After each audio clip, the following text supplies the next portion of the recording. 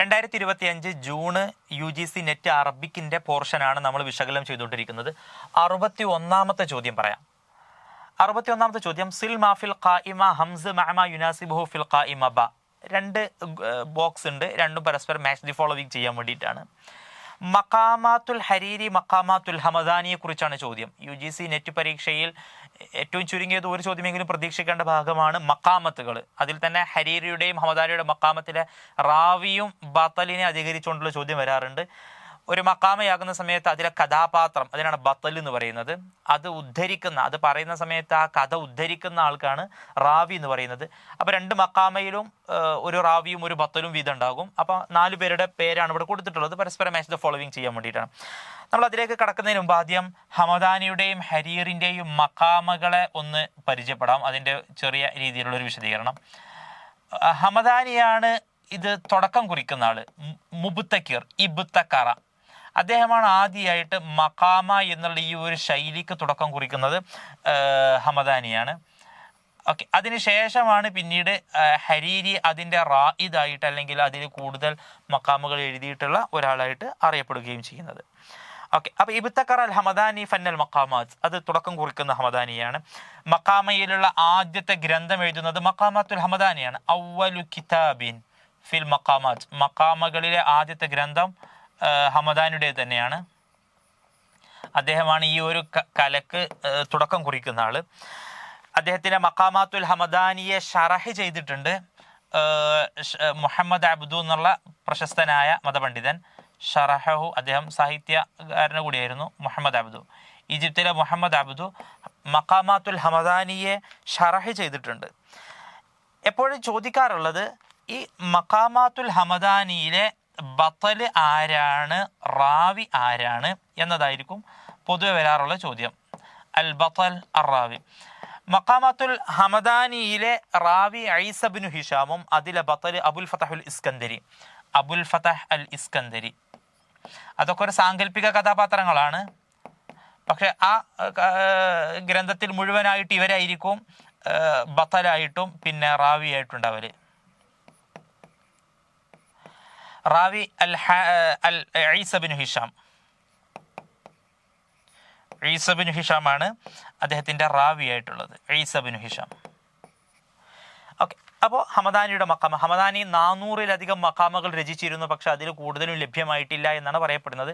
ലഭ്യമായത് അദ്ദേഹത്തിൻ്റെ ഈ മഖാമയിൽ അല്പം മാത്രമേ ഉള്ളൂ. 400-ലധികം മഖാമകൾ രചിച്ച ആളാണ് ഹമദാനി എന്നുകൂടെ ഓർത്തു വെക്കുക. പിന്നെ ഇനി അടുത്ത ആൾ മഖാമാത്തുൽ ഹരീരി. ഹരീരിയുടെ മഖാമിലേക്ക് വരുന്ന സമയത്ത് ഹരീരിയാണ് ഇതിനെ ഒന്നുകൂടി പോപ്പുലർ ആക്കിയിട്ടുള്ള, മഖാമാത്തുൽ ഹരീരി കുറച്ചും കൂടെ പോപ്പുലർ ആക്കിയിട്ടുള്ള ആൾ. അദ്ദേഹം റായിദുൽ മഖാമാത്ത് എന്ന് വിശേഷിപ്പിക്കപ്പെടാറുണ്ട്. റായിദുൽ മഖാമാത്ത്. പിന്നെ ഹരീരി 446 മുതൽ 516 വരെ ആയിരുന്നു ഹരീരിയുടെ കാലം. ഹമദാനിയുടേത് 358 മുതൽ 398 വരെയാണ്. അപ്പോൾ ഇദ്ദേഹമാണ് മുൻകാലക്കാരന്. പിന്നെ അദ്ദേഹത്തിൻ്റെ ശേഷമാണ് ഹരീരി വരുന്നത്. അപ്പോൾ ഇനി ക്രോണോളജിക്കൽ ഓർഡറിൽ വരുത്താനുണ്ടെന്നുണ്ടെങ്കിൽ നമുക്ക് ഹമദാനിയാണ് ആദ്യത്തെ ആളെന്ന് മനസ്സിലാക്കാം. പിന്നെ ഹരീരിയുടെ ബത്തല് വരുന്നത്, ഹരീരിയുടെ ബത്തലുണ്ടാകും, ഹരീരിക്കുണ്ടാകും റാവി അദ്ദേഹത്തിൻ്റെ മഖാമകളിൽ. അദ്ദേഹത്തിൻ്റെ ബത്തല് അബൂ സെയ്ദ് അസ്സറൂജിയാണ് ഹരീരിയുടെ ബത്തല്. ഹരീരിയുടെ റാവി ആയിട്ടുണ്ട് അൽ ഹാരിസ് ബിൻ ഹമ്മാമാണ് ഹരീരിയുടെ റാവി. മൊത്തം 50 മഖാമകളാണ് ഹരീരിക്കുള്ളത്. 50 മഖാമ, 50 നമ്പർ, 50 മഖാമകളാണ് ഹരീരി രചിച്ചിട്ടുള്ളത്. ഓക്കെ, അപ്പോൾ ഹമദാനിയുടെ മഖാമകളെ കുറിച്ചും ഹരീരിയുടെ മഖാമകളെ കുറിച്ചുള്ള ഒരു ചെറിയൊരു ഔട്ട്ലൈൻ കിട്ടിക്കഴിഞ്ഞാൽ എളുപ്പമാണ് നമുക്ക് ഈ ക്വസ്റ്റ്യൻ ആൻസർ ചെയ്യാൻ. ബത്തലു മഖാമാത്തിൽ ഹരീരി, ഹരീരിയുടെ മഖാമകളുടെ ബത്തൽ ആരായിരുന്നു? അബൂ സെയ്ദ് സറൂജിയാണ് ഹരീരിക്ക്. ഹമദാനിയുടെ മഖാമയിൽ അബുൽ ഫത്തഹുൽ ഇസ്കന്ദരി. അപ്പോൾ രണ്ടാളുടെയും മഖാമിലെ ബത്തൽ വരുന്നത് അബൂ എന്ന് തുടങ്ങുന്നതാണ്. അബൂ സെയ്ദ് സറൂജി, ഇത് അബുൽ ഫത്തഹുൽ ഇസ്കന്ദരി. ഹരീരിയുടെ റാവിയത്ത് എന്ന് പറയുന്നത് കൂടുതൽ റിവായത്ത് ചെയ്യുന്ന ആളുകൾക്കാണ് റാവിയത്ത് എന്ന് പറയുക. അത് സ്ത്രീലിംഗമായതുകൊണ്ടല്ല റാവിയത്ത് എന്ന് പറയാം. ഓക്കെ, അവസാനത്തിലുള്ള താ അറബിയിൽ ചേർക്കാറുണ്ട്. തക്സീറിന് വേണ്ടിയിട്ട് താ ചേർക്കാറുണ്ട്. അല്ലാമ എന്ന് പറയുന്ന സ്ഥലത്തും താ ചേർക്കും. അതൊക്കെ ആ ഒരു അർത്ഥത്തിലാണ്. റാവിയത്ത് ഹരീരിയുടെ റാവിയായിട്ടുള്ളത് അൽ ഹാരിസ് ബിനു ഹമ്മാമാണ്. ഹരീരി അൽ ഹാരിസ് ബിനു ഹമ്മാം. പിന്നെ ഹമദാനിയുടെ റാവി ഈസ ബിനു ഹിഷാം. അപ്പോൾ ഇതിൽ ശരിയായ ഓപ്ഷന് വരുന്നത് ഓപ്ഷൻ 4 4 ശരിയായ ഉത്തരം വരുന്നത്. നോക്കാം. ഹംസ 2, യെസ്. പിന്നെ ബ 4, ജീമ് 3, ദാല് 1. ഓക്കെ, അപ്പോൾ ബത്തലും റാവിയും തമ്മിൽ മാച്ച് ദ ഫോളോവിങ് ചെയ്യാനായിരുന്നു. അടുത്ത ചോദ്യം 62. മാഹുവൽ ഹദഫു റഈസി മിൻ കിതാബി ഖലീല വദിംന ലിബ്നുൽ മുഖഫ. ഇബ്നുൽ മുഖഫയുടെ അബ്ബാസി കാലഘട്ടത്തിലെ തുടക്ക കാലഘട്ടത്തിൽ ജീവിച്ച ഒരു എഴുത്തുകാരനായിരുന്നു ഇബ്നുൽ മുഖഫ. അദ്ദേഹത്തിൻ്റെ പ്രശസ്തമായ ഗ്രന്ഥമാണ് ഖലീല വദിംന.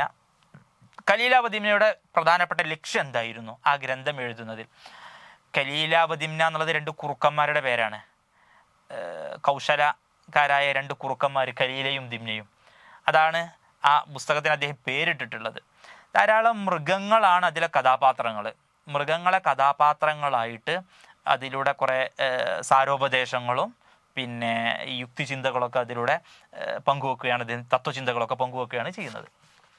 അപ്പോൾ ഖലീല വദിംനയുടെ പ്രധാനപ്പെട്ട ലക്ഷ്യം എന്താണ് എന്നുള്ളതാണ് ക്വസ്റ്റ്യൻ വരുന്നത്. നമുക്ക് ആദ്യം ഖലീല വദിംനയെ കുറിച്ച്, ഇബ്നുൽ മുഖഫയെ കുറിച്ച് ഒന്ന് ചെറിയ രീതിയിൽ മനസ്സിലാക്കി വെക്കാം. ഇബ്നുൽ മുഖഫ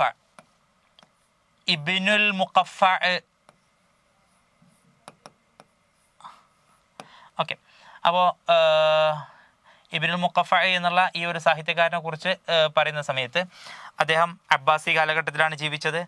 106 മുതൽ 142 വരെയാണ് അദ്ദേഹം ഹിജറ ജീവിച്ചത്. 106 പറഞ്ഞാൽ ഉമവി കാലഘട്ടമാണ്. 132 ശേഷം 152 അബ്ബാസി കാലഘട്ടമാണ്. അപ്പോൾ രണ്ടിൻ്റെയും 2 കാലഘട്ടത്തിലും ജീവിച്ച ആളുകൾക്ക് മുഹല്ലറം എന്ന് അറബിയിൽ പറയാറുണ്ട്, മുഹ്ലറം എന്ന് പറയാറുണ്ട്.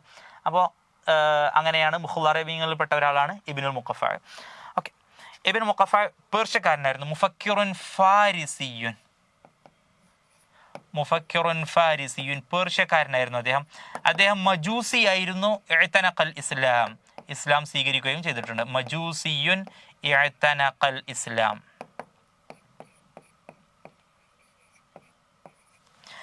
പിന്നെ ആസറ ദൗലൽ അമവിയ്യ വൽ അബ്ബാസിയ്യ, 2 കാലഘട്ടത്തിലും ജീവിച്ചതായതുകൊണ്ട് അദ്ദേഹത്തിന് മുഹ്ലറം എന്ന് പറയാവുന്നതാണ്. അൽ അമവിയ്യ വൽ അബ്ബാസിയ്യ.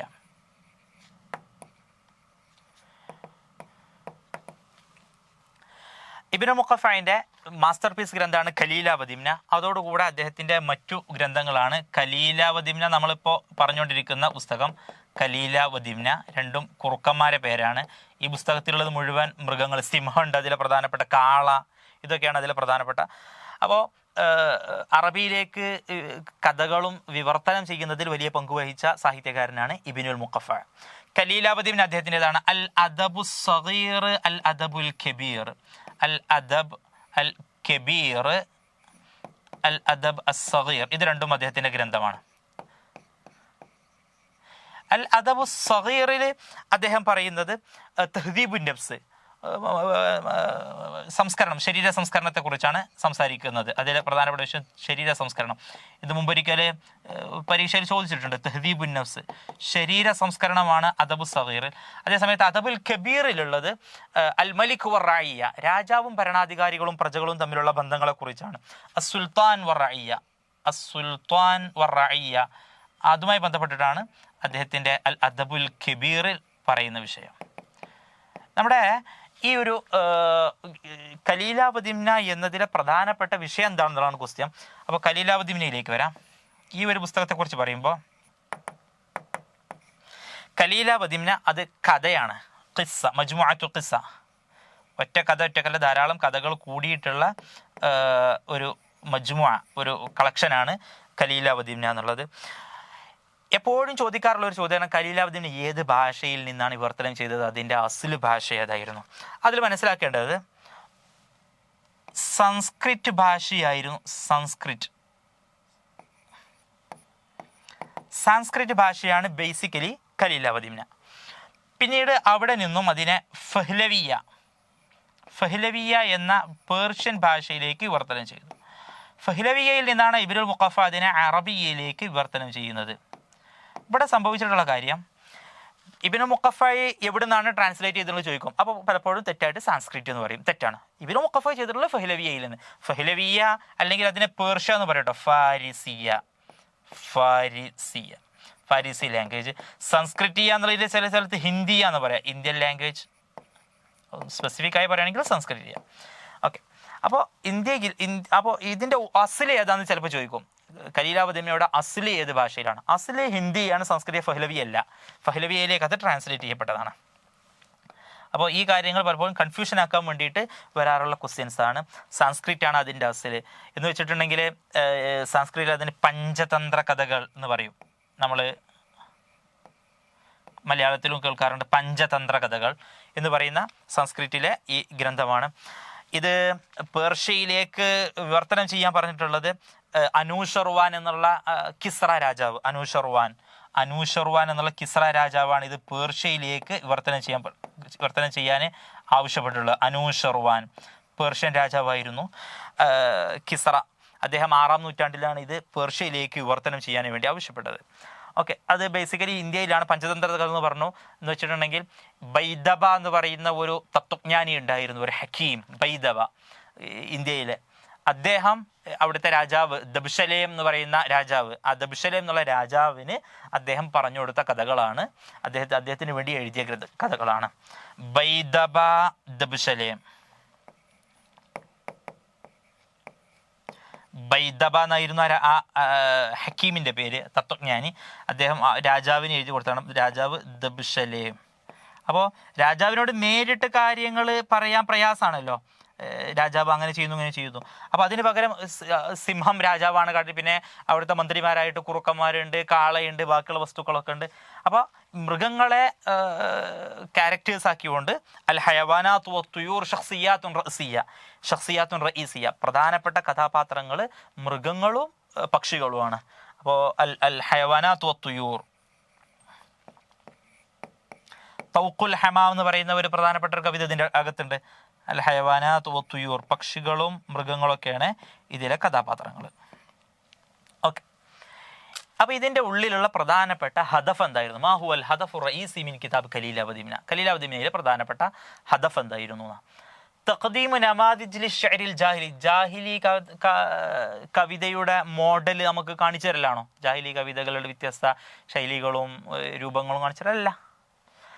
തഖ്ദീമു നസാഇഹ് സിയാസിയ വ അഖ്ലാഖിയ മിൻ ഖിലാൽ ഹിക്കായാത്ത്, ഹിക്കായത്തുകളിലൂടെ, കഥകളിലൂടെ ധാർമ്മികവും രാഷ്ട്രീയപരമായ ഉപദേശങ്ങൾ നൽകലാണോ? യെസ് ആണ്.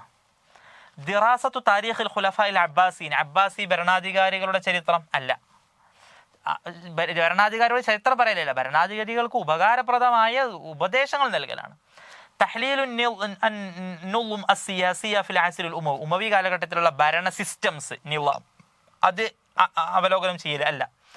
തഖ്ദീമു നമാദിജ ലിത്തർജമ മിനൽ ഹിന്ദിയ ഇല സംസ്കൃതിയ, ഹിന്ദിയൻ ഭാഷയിൽ നിന്നും സാൻസ്ക്രിറ്റ് ഭാഷയിലേക്കുള്ള വിവർത്തനത്തിൻ്റെ മോഡലുകൾ പ്രസൻറ്റ് ചെയ്യുന്നത് ഇതൊന്നുമല്ല. ഓക്കെ, അപ്പോൾ തഖ്ദീം നസാഇഹ് സിയാസിയ, ഓപ്ഷൻ ബി, ഓപ്ഷൻ 2 ആണ് ശരിയായ ഉത്തരമായിട്ട് വരുന്നത്. അപ്പോൾ ഈ ഒരു കൺഫ്യൂഷൻ ഈ പലപ്പോഴും നമ്മുടെ വിദ്യാർത്ഥികൾ അല്ലെങ്കിൽ പരീക്ഷ എഴുതുന്ന ആളുകൾക്ക് വരാറുണ്ട്. അപ്പോൾ ഈ ഒരു കൺഫ്യൂഷന് ഇതാണ് ഇതിൻ്റെ വസ്തുത എന്ന് മനസ്സിലാക്കിയിരിക്കുക. സാൻസ്ക്രിറ്റ് ഹിന്ദിയൻ ഭാഷ, ഫഹ്ലവിയ പേർഷ്യൻ ഭാഷ, അവിടുന്ന് അറബിയിലേക്ക് വിവർത്തനം ചെയ്തു. അപ്പോൾ ആ ഒരു മാറ്റം മനസ്സിലാക്കിയിരിക്കുക. അടുത്ത ചോദ്യം,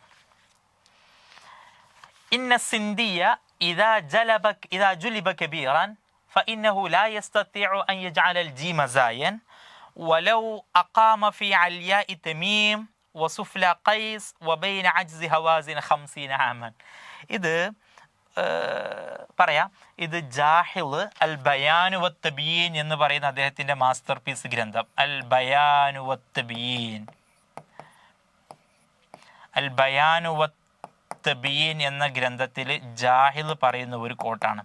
അതായത് ഈ ഭാഷ സ്വായത്തമാക്കുന്ന സമയത്ത് മദർ ലാംഗ്വേജ് നമ്മൾ സ്വായത്തമാക്കുന്നത്, മദർ ടങ്ക് നമ്മുടെ മാതൃഭാഷ സ്വായത്തമാക്കുന്നത്, അത് പോലെ ഒരിക്കലും ഒരു അന്യഭാഷ നമുക്ക് സ്വായത്തമാക്കാൻ കഴിയൂല എന്ന അതൊരു താത്വികമായിട്ട് അദ്ദേഹം അവലംബിക്കുകയാണ്. എത്രയൊക്കെ നമ്മൾ ഇംഗ്ലീഷ് പറഞ്ഞാലും നമ്മളെ ഒരു ഇന്ത്യൻ ആക്സെൻറ്റ് അവിടെ വരും. നമ്മൾ എത്ര അറബി ഉഷാറായാലും നമ്മൾ അറബി സംസാരിക്കുന്ന സമയത്ത് അറബികളെ പോലെ ആവാനുള്ള പ്രയാസം ഉണ്ടാകും. അപ്പോൾ അതിലേക്ക് സൂചിപ്പിച്ചുകൊണ്ടാണ് അദ്ദേഹം പറയുന്നത് ഇന്ന സിന്ധിയ, സിന്ധുകാരൻ. സിന്ധു എന്ന് പറയുന്നത് ഇന്ത്യ പാക്ക് അടങ്ങുന്ന പ്രദേശത്തിന് പറയുന്ന പേരാണ് സിന്ധ് എന്ന്. അപ്പോൾ പാകിസ്ഥാനിലുള്ള ആളുകൾ ഇതാ ജുലിബ കബീറൻ, അവർ മുതിർന്ന ആളുകളായതിനു ശേഷം അവരെ കൊണ്ടുവന്നാൽ, അപ്പോൾ അവർ കുറച്ചൊക്കെ വലുപ്പം അവരുടെ മാതൃഭാഷ ഒക്കെ പഠിച്ചു കഴിഞ്ഞതിന് ശേഷം പിന്നെ അവരെ കൊണ്ടുവന്നു ഏത് അറബ് ദേശത്തിലേക്ക്. ഫഇന്നഹു ലാ യസ്തതിഉ, അദ്ദേഹത്തിന് സാധിക്കുകയില്ല ഇല്ലാ യജഅലൽ ജീമ സായൻ, ജീം ഉച്ചരിക്കുന്ന സമയത്ത് ജാ എന്ന് കൃത്യമായി ശരിയായ രീതിയിൽ ഉച്ചരിക്കാൻ കഴിയില്ല. ജാ എന്ന് പറയുന്നത് ജാ എന്ന് പറയും, അല്ലെങ്കിൽ നമ്മുടെ ഹ എന്നുള്ള പ്രൊണൗൺസിയേഷൻ അറബികളുടെ ആ ഒരു ഉച്ചാരണ രീതിയിലേക്ക് എത്തൂല. വലൗ അഖാമ ഫി അൽയാഇ തമീം വസുഫ്ല ഖൈസ് വബൈന അജ്സി ഹവാസിൻ, അറബികളുടെ കൂട്ടത്തിലുള്ള സാഹിത്യ ഗോത്രങ്ങളാണ് ഹവാസിൻ, ഖൈസ്, തമീം. ഈ ഗോത്രത്തിൻ്റെ ഒക്കെ ഇടയിൽ താമസിച്ചാൽ പോലും 50 ആമൻ, 50 വർഷം അവിടെ താമസിച്ച് പഠിച്ചാൽ പോലും ഒരു അന്യ എന്താ പറയുക നോൺ നാറ്റീവിന് അറബി ശരിയായ രീതിയിൽ അതിൻ്റെ ഉച്ചാരണം അതിൻ്റെ ബാക്കിയുള്ള കാര്യങ്ങളൊന്നും പൂർണ്ണമായ 100% ശരിയായ രീതിയിൽ അറബികളെ പോലെ ആയിത്തീരാൻ സാധിക്കുകയില്ല. അതൊരു സാഹിത്യ ലിംഗ്വിസ്റ്റിക്കിലുള്ള പ്രധാനപ്പെട്ട ഒരു ഡിസ്കഷനാണ്. ഓക്കെ, അപ്പോൾ അതിലേക്ക് വിരൽ ചൂണ്ടിക്കൊണ്ട് ബയാനുവത്ത് ബീനിൽ ജാഹിൽ പറയുന്ന ഒരു കാര്യമാണ്. ഓക്കെ, ജാഹിലിനെ കുറിച്ച് പറയുകയാണെന്നുണ്ടെങ്കിൽ ജാഹിൽ നമ്മൾ നേരത്തെ പറഞ്ഞിട്ടില്ല. ജാഹിൽ 159 ഹിജ്റയിൽ ജനിച്ച് 255 വരെയാണ് ജാഹിലിൻ്റെ പീരീഡ്. ജാഹിൽ അബു ഉസ്മാൻ അംറു ബിൻ ബഹർ, അബു ഉസ്മാൻ എന്നാണ് അദ്ദേഹത്തിൻ്റെ കുനിയത്ത്. അബു ഉസ്മാൻ അംറു ബിൻ ബഹർ എന്നതാണ് അദ്ദേഹത്തിൻ്റെ പേര്. അപ്പോൾ ജാഹിലിൻ്റെ പേരെന്താന്നുള്ളത് പല പരീക്ഷകളിലും വരാറുണ്ട്. അംറു ബിൻ ബഹർ അദ്ദേഹത്തിൻ്റെ ശരിയായ പേര്. പിന്നെ അബ്ബാസി കാലഘട്ടത്തിലുള്ള ആളായിരുന്നു. 159 എന്ന് പറയുമ്പോൾ ഒബിയസ്ലി അബ്ബാസി കാലഘട്ടത്തിലാണ്. അദ്ദേഹം ജനിച്ചതും മരണപ്പെട്ടതൊക്കെ ബസറയിലായിരുന്നു. അദ്ദേഹത്തിൻ്റെ വിലാദത്തും വഫാത്തൊക്കെ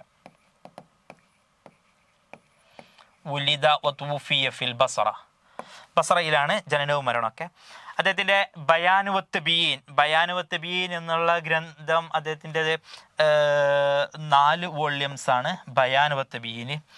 പിന്നെ കിതാബുൽ ഹയവാൻ ഏറ്റവും അദ്ദേഹത്തിൻ്റെ ബൃഹത്തായ ഗ്രന്ഥം എന്ന് വെച്ചിട്ടുണ്ടെങ്കിൽ സൈസ് വെച്ചിട്ട് ഏറ്റവും വലിയ ഗ്രന്ഥം കിതാബുൽ ഹയവാനാണ്. കിതാബുൽ ഹയവാൻ 8 വോള്യൂംസ് ആണ് കിതാബുൽ ഹയവാൻ ഉള്ളത്. ജാഹിലിൻ്റെ തന്നെയാണ് 8 വോള്യൂംസ്. പിന്നെ അൽ ബുഖലാ, കിതാബുൽ ബുഖലാ, പിശുക്കന്മാരും അവരുടെ കഥകളും രസകരമായ സംഭവങ്ങളൊക്കെയാണ് ബുഖലായിലുള്ളത്. അൽ മഹാസിനു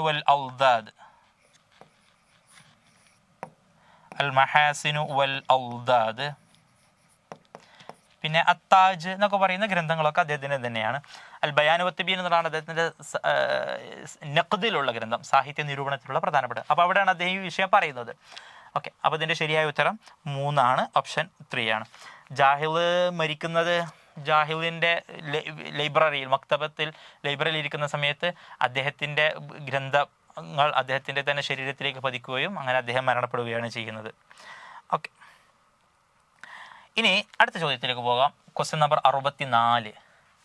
മിൻ മുമയ്യിസാത്തിൽ മദ്ഹബിൽ ക്ലാസിക്കി ഫി ശിഅരിൽ ഹദീത്ത്, ആധുനിക അറബി കവിതയിൽ മദ്ഹബുൽ ക്ലാസിക്കൽ ലിറ്ററേച്ചറിൻ്റെ പ്രധാനപ്പെട്ട പ്രത്യേകതകൾ എന്തൊക്കെയാണ് എന്ന് വെച്ചിട്ടുണ്ടെങ്കിൽ ക്ലാസിക്കൽ ലിറ്ററേച്ചർ ഉണ്ട്, പിന്നെ അതിന് ശേഷം റൊമാൻറ്റിക് ഉണ്ട്, പിന്നെ റംസിയ, സിംബോളിക് ഉണ്ട്. പല ശൈലികൾ മാറി മാറി വന്നിട്ടുണ്ട് കവിതയിൽ.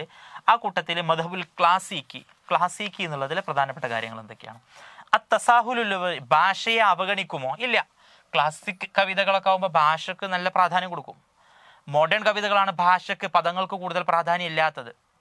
അൽ മുഹാഫദത്തു താമ്മ അല വഹ്ദത്തിൽ വസ്നി വൽ ഖാഫിയ, വസ്നും ഖാഫിയയും ശരിയായ രീതിയിൽ പരിഗണിക്കും. യെസ്, അത് ക്ലാസിക് കവിതകളുടെ പ്രത്യേകതയാണ്. മോഡേൺ കവിതകളാകുമ്പോൾ വസ്നി ഖാഫിയ എന്നുള്ളതിന് പരിഗണനയില്ല. ഷെയർ മുർസൽ അല്ലെങ്കിൽ ഷെയർ തഫ്ഈല എന്നൊക്കെ ആകുന്ന സമയത്ത് വസ്നി ഖാഫിയക്ക് പരിഗണന ഇല്ലാതെ പോകും. അപ്പോൾ പരിഗണന ഉണ്ട്, അതാണ് ക്ലാസിക്. അസൗറത്തു അല തുറാസിൽ ഖദീം, പാരമ്പര്യത്തോട് കലഹിക്കൽ, അത് ക്ലാസിക്കൽ പറഞ്ഞാൽ പാരമ്പര്യത്തെ പുണരലാണ്. അൽ ജുനൂഹ് ഇലൽ ഉസ്തൂറ വർ റംസ്, സിംബലുകളും ഉസ്തൂറകളും അവലംബിക്കുക, അതിലേക്ക് ചായുക, ഇതും ക്ലാസിക്കൽ പെട്ടതല്ല, അത് റംസിയയുടെ പ്രത്യേകതയാണ്. അൽ മദ്ഹബുൽ ക്ലാസിക്. അപ്പോൾ ഈ ക്ലാസിക് ലിറ്ററേച്ചർ എന്ന് പറഞ്ഞിട്ടുണ്ടെങ്കിൽ അബ്ബാസി ഉമവി കാലഘട്ടത്തിലൊക്കെ കവിതകൾക്ക് ഉണ്ടായിരുന്ന ആ ഒരു ശൈലിയെ പിൻപറ്റുക, തഖ്ലീദ് ചെയ്തിട്ട് അതിൻ്റെ സമാനമായ രീതിയിൽ. ഇപ്പോൾ ഇമാം ബൂസീരി ഇവിടെ ബുർദയുണ്ട് എന്ന പോലെ തന്നെ അഹ്മദ് ഷൗക്കിക്കും സമാനമായ രീതിയിൽ ഒരു ബുർദയുണ്ട്. ആ ബുർദ രണ്ടും ഏകദേശം ഒരേപോലെ ആയിരിക്കും നമുക്ക് തോന്നുക. ബാറൂദിയുടെ കവിതകൾ ഈ പഴയ അബ്ബാസി ജാഹിലി കാലഘട്ടത്തിലുള്ള കവിതകളെ പോലെ തോന്നും, പക്ഷേ ഇത് ഫിഷ് ഹദീസ് ആധുനിക കാലഘട്ടത്തിലുള്ളത്. അപ്പോൾ ആധുനിക കാലഘട്ടത്തിൽ നിന്നുകൊണ്ട് പഴമയെ പുണർന്ന് പഴയ ശൈലിയിൽ കവിതകൾ വസിനും കാഫിയയും പദങ്ങളൊക്കെ അതുപോലെ ഉപയോഗിച്ചുകൊണ്ട് ചെയ്യുന്നതിനെയാണ്. ഓക്കെ, അപ്പോൾ ഇതിനെ പ്രതിനിധീകരിക്കുന്ന ഒരു സ്കൂളാണ് മദ്റസത്തുൽ ബഅത്ത് വൽ ഇഹ്യാ. ധാരാളം മദാരിസുകൾ വന്നിരുന്നു. മദ്റസത്തുൽ ബഅത്ത് വൽ ഇഹ്യാ, ബാറൂദിയാണ് അത് സ്ഥാപിക്കുന്നത്. മദ്റസത്തുൽ ബഅത്ത് വൽ ഇഹ്യാ എന്ന് വെച്ചിട്ടുണ്ടെങ്കിൽ ഇഹ്യാ എന്ന് പറഞ്ഞാൽ പുനർജീവിപ്പിക്കുക എന്നല്ലേ, ബഅത്ത് പറഞ്ഞാലും പുനർജീവിപ്പിക്കുക. അപ്പോൾ പഴമയെ പുനർജീവിപ്പിക്കുക എന്നുള്ള അർത്ഥത്തിൽ അവർ തുടങ്ങിയതാണ്. ബാറൂദി ആണ് അതിൻ്റെ മുഅസ്സിസ്, ബാറൂദി. പിന്നെ അഹ്മദ് ഷൗഖിയൊക്കെ, മഅറൂഫ് റുസാഫി, ഇവരൊക്കെ ഇതിൻ്റെ പ്രചാരകരായിരുന്നു. ഇവരുടെ കവിതകളിലൊക്കെ ഇത് കാണാം. ജാഹിലിയ കാലഘട്ടത്തിലൊക്കെ ആദ്യം അത്തുലാലിനെ കുറിച്ചും പിന്നെ പ്രണയത്തെക്കുറിച്ചൊക്കെ പറയുകയും പിന്നെ കുറ്റിച്ചുമരുകൾ, അവിടുത്തെ ഓർമ്മകളൊക്കെ പറയുന്നത് പോലെ ഈ കവിതകളുടെയും തുടക്കത്തിൽ അത്തരം കാര്യങ്ങളും സംഭവങ്ങളൊക്കെ കാണാൻ കഴിയും. ഇതിൻ്റെ പ്രത്യേകത നമ്മൾ പറഞ്ഞ പോലെ വസിന് കാഫിയക്ക് വലിയ ഇമ്പോർട്ടൻസ് ആയിരിക്കും. നല്ല ബഹറിലും വസിനിലൊക്കെ ആയിരിക്കും അത് രചിച്ചിട്ടുണ്ടാവുക. അതിന് വേണമെങ്കിൽ നമുക്ക് അൽ ഇഹ്തിമാം ബിൽ ഉസ്ലൂബ് അൽ ഇഹ്തിമാമു ബിൽ ഉസ്ലൂബ്, അതിൻ്റെ ശൈലിക്ക് നല്ല പ്രാധാന്യം ഉണ്ടാകും. പക്ഷെ എന്നാൽ മോഡേൺ കവിതകൾ എത്തുന്ന സമയത്ത് ശൈലിക്ക് പ്രാധാന്യം ഇല്ലാതെ അതിൻ്റെ ആശയത്തിന് കൂടുതൽ പ്രാധാന്യം, ആതിഫത്ത് ഖയാലിനൊക്കെ ആയിരിക്കും പിന്നെ പ്രാധാന്യമായി മാറി. പിന്നെ തഖ്ലീദുൽ അസ്രിൽ അബ്ബാസി, തഖ്ലീദുൽ അശ്ആരിൽ അബ്ബാസിയ, അബ്ബാസി കാലഘട്ടങ്ങളിലെ കവിതകളെ പിൻപറ്റുക എന്നുള്ള ഒരു ശൈലിയായി മാറി ഈ ക്ലാസിക്ക്. അപ്പോൾ ഇതിൻ്റെ ഒരു റെസ്പോൺസ് ആയിട്ടാണ് പിന്നെ റൊമാൻറ്റിക്കൊക്കെ വരുന്നത്. കാര്യമായിട്ട് മദ്ഹ്, ഹിജാ, വസ്ഫ്, ഈ വിഷയങ്ങളിലൊക്കെയാണ് കവിതകൾ വരാൻ തുടങ്ങിയത്. ഫഖ്ർ. അപ്പോൾ ഇതാണ് ക്ലാസിക് അറബിക് ലിറ്ററേച്ചർ. 65-ാമത്തെ ചോദ്യം, മനിസ്തഖ്ദമ ശിഅറ താലി ഫി ഖുത്ബത്തിഹി, താഴെ കണ്ട ഈ കവിത തൻ്റെ പ്രഭാഷണത്തിൽ ഉപയോഗിച്ചതാരാണ്? ഇത് മുമ്പ് നമ്മൾ ഈ സെയിം പേപ്പറിൽ തന്നെ ജൂൺ 2025 പേപ്പറിൽ തന്നെ സമാനമായ ഹജ്ജാജ് ബിൻ യൂസുഫിനെ കുറിച്ചിട്ട് ഒരു ചോദ്യം വരുന്നുണ്ട്. ഇതിൻ്റെ ശരിയായ ഉത്തരം ഹജ്ജാജ് ബിൻ യൂസുഫാണ്. അദ്ദേഹത്തെ വലീദ് ബിൻ അബ്ദുൽ മലിക് കൂഫയിലെ വാലിയായിട്ട് ഇദ്ദേഹത്തെ നിശ്ചയിക്കുന്ന സമയത്ത് al Walid bin Abdul Malik വല്ലാഹുൽ കൂഫയിലെ വാലിയായിട്ട് നിശ്ചയിക്കുന്ന സമയത്ത് ഇദ്ദേഹം പള്ളിയിലേക്ക് കടന്നു വന്നു. എല്ലാവരും ഇരിക്കുന്ന സമയത്ത് മുഖം മൂടെ കണിഞ്ഞ് തലപ്പാവ് കൊണ്ട് കെട്ടിയിട്ട് കയ്യിൽ വാളൊക്കെ പിടിച്ചിട്ടാണ് ഇദ്ദേഹം വരുന്നത്. അങ്ങനെ വന്നിട്ട് പിന്നീട് അദ്ദേഹം നടത്തിയ പ്രഭാഷണമാണ്, അതിൻ്റെ തുടക്ക ഭാഗമാണ് ഇത്. ഈ കവിത നമ്മുടെ ചോദ്യത്തിൽ ശ്രദ്ധിക്കണം. മനിസ്തഖ്ദമ, ഇതാരാണ് ഉപയോഗിച്ചത് തൻ്റെ ഖുത്ബയിൽ എന്ന് വെച്ചാൽ ഇതാ ഹജ്ജാജിൻ്റെ അദ്ദേഹത്തിൻ്റെ സ്വന്തമായിട്ടുള്ള കവിതയല്ല. ഈ കവിത ശരിക്ക് സുഹൈം എന്ന് പറയുന്ന ജാഹിലി കവി, സുഹൈമു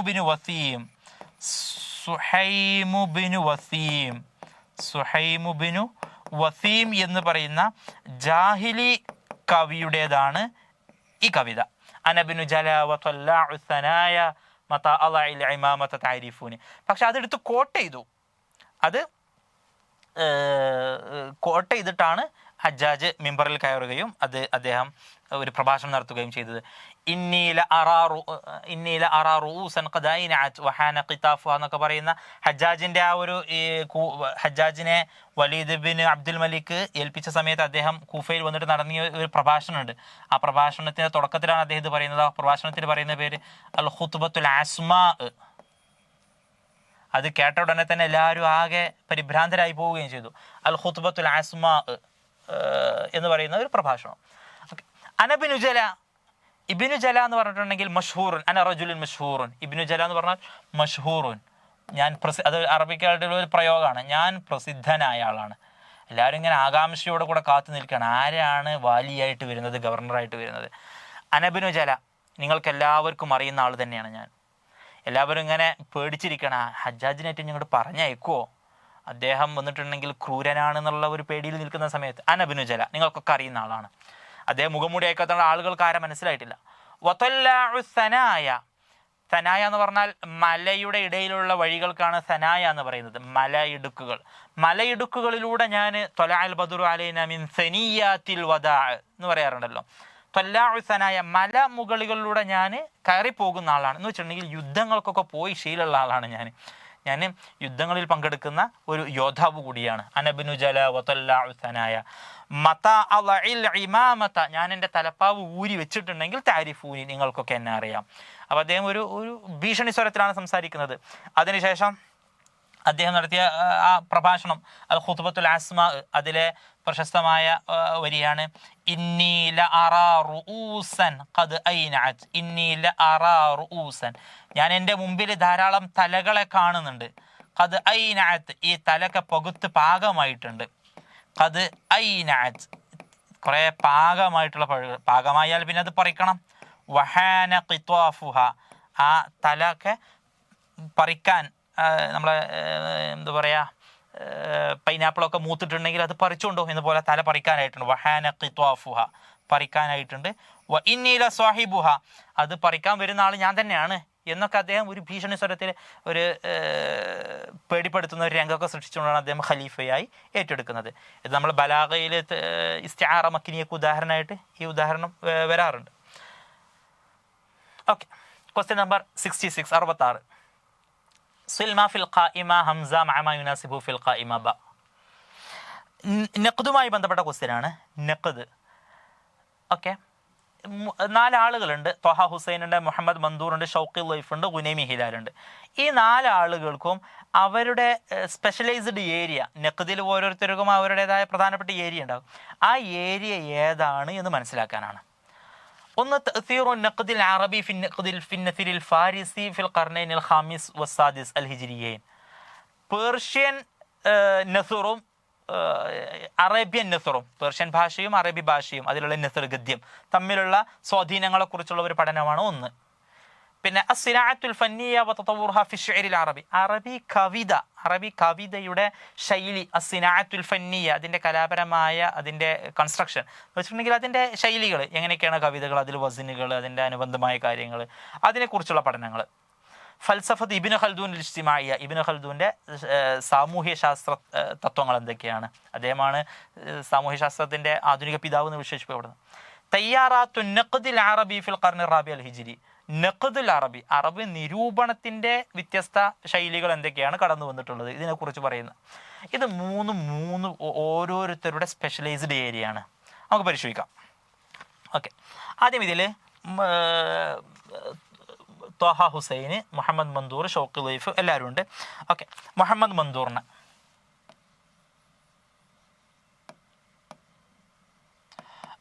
മന്ദൂറിനെ കുറിച്ച് പരിശോധിക്കുന്ന സമയത്ത് അദ്ദേഹത്തിൻ്റെ 1907 മുതൽ 1965 വരെയാണ് മുഹമ്മദ് മന്ദൂർ. ഇവരൊക്കെ അസ്ര ഹദീസിലുള്ള ആളുകളാണ്. മുഹമ്മദ് മന്ദൂർ. ഈ 4 ആളുകളും ഈജിപ്ഷ്യൻസ് ആണ്. 4ഉം മിസർ,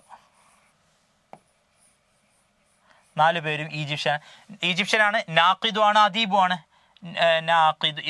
നാഖിദുൻ വ അദീബുൻ മിസ്രിയു, 4 പേരും നാഖിദാണ്, അദീബാണ്, സാഹിത്യകാരന്മാരാണ്. ഓക്കെ, പിന്നെ മുഹമ്മദ് മന്ദൂറിലേക്ക് വരുന്ന സമയത്തും അദ്ദേഹത്തിൻ്റെ മാസ്റ്റർ പീസ് ഗ്രന്ഥം മുഹമ്മദ് മന്ദൂറിൻ്റെ, അത് മനസ്സിലാക്കിയാൽ നമുക്ക് ഈ വിഷയം കിട്ടും. അന്നഖ്ദുൽ മൻഹജി ഇൻദൽ അറബ്, അന്നഖ്ദുൽ മൻഹജി ഇൻദൽ അറബ്, അറബ് പണ്ഡിതന്മാരുടെ അടുത്തുള്ള നിരൂപണത്തിൻ്റെ മൻഹജുകൾ എന്തൊക്കെയായിരുന്നു? ഇൻദൽ അറബ്, അറബികളുടെ അടുത്തുള്ള നഖ്ദിൻ്റെ മൻഹജുകൾ എന്തെല്ലാം? ഇതാണ് അന്നഖ്ദുൽ മൻഹജി ഇൻദൽ അറബ് എന്ന് പറയുന്ന മുഹമ്മദ് മന്ദൂറിൻ്റെ ഗ്രന്ഥം. അതുപോലെ തന്നെ അദ്ദേഹത്തിൻ്റെ മറ്റൊന്നാണ് ഫിന്നഖ്ദി വൽ അദബ്, ഫിന്നഖ്ദി വൽ അദബി. ഇതും അദ്ദേഹത്തിൻ്റെ ഗ്രന്ഥം തന്നെയാണ്, ഫിൻ നഖ്ദി വൽ അദബി എന്ന് പറയുന്നത്. ഈ അൻ നഖ്ദുൽ മൻഹജി ഇൻദൽ അറബ് എന്നുള്ളത് അദ്ദേഹത്തിൻ്റെ ഡോക്ടറേറ്റ് വിഷയമായിരുന്നു. എന്ന് വെച്ചിട്ടുണ്ടെങ്കിൽ അദ്ദേഹത്തിൻ്റെ മാസ്റ്റർ വിഷയം അതാണെന്ന് അർത്ഥം. അറബി സാഹിത്യത്തിലുള്ള നഖ്ദ് നിരൂപണങ്ങൾ എങ്ങനെയൊക്കെയാണ് വന്നിരുന്നത് എന്നുള്ളതിനെ കുറിച്ചുള്ള പഠനമാണ്. ഓക്കെ, അപ്പം മുഹമ്മദ് മൻദൂറിൻ്റെ സ്പെഷ്യൽ ഏരിയ ഈ കൂട്ടത്തിൽ ഏതാണ്? തയ്യാറാത്തുൻ നഖ്ദിൽ അറബി ഫിൽ ഖർനി റാബി. അപ്പം മുഹമ്മദ് മൻദൂർ തയ്യാറാത്തുൽ. ഓക്കെ, ഇനി അടുത്ത ആളിലേക്ക് പോകാം. അടുത്ത ആള് ഈ കൂട്ടത്തിലെ ത്വഹ ഹുസൈൻ. ഓക്കെ, ത്വഹ ഹുസൈനെ കുറിച്ച് പറയാം. ത്വഹ ഹുസൈനെ കുറിച്ച് ദീർഘമായി പറയാനുണ്ട്, പക്ഷേ നമ്മളതിൽ പ്രസക്തമായ ചില ഭാഗങ്ങൾ പറയാം. ത്വഹ ഹുസൈന് 889 മുതൽ 973 വരെയാണ് ത്വഹ ഹുസൈൻ്റെ കാലഘട്ടം. അദീബുൻ നാഖിദുൻ മിസ്രിയൂൻ, ഈജിപ്ഷ്യക്കാരൻ തന്നെയാണ്.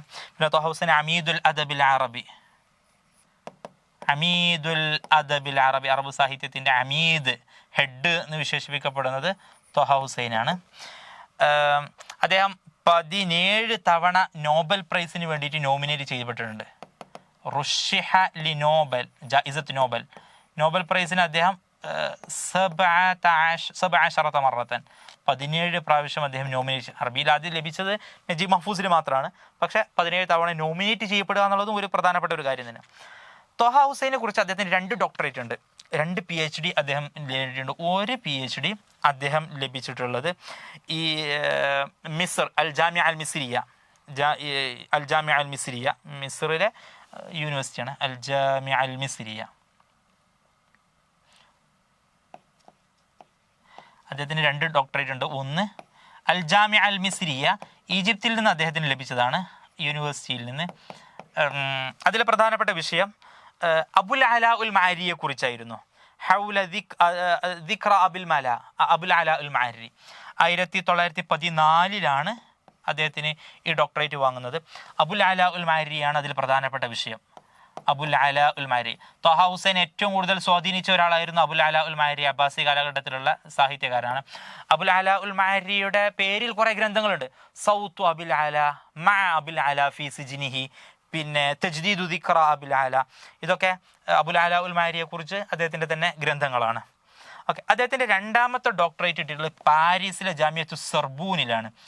PhD 2 അൽ ജാമിയത്തു സൊർബൂൻ, പാരീസ്.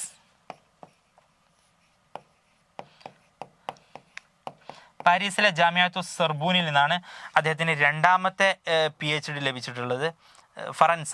ഓക്കെ, പിന്നെ ഫൽസഫത്തു ഇബ്നു ഖൽദൂൻ അൽ ഇജ്തിമാഇയ്യ, അതിലെ വിഷയം അദ്ദേഹത്തിന് അങ്ങനെ തന്നെ ഒരു ഗ്രന്ഥമുണ്ട്, ഫൽസഫത്തു ഇബ്നു ഖൽദൂൻ, ഇബ്നു ഖൽദൂൻ്റെ സാമൂഹിക വിഷയങ്ങളെക്കുറിച്ച്,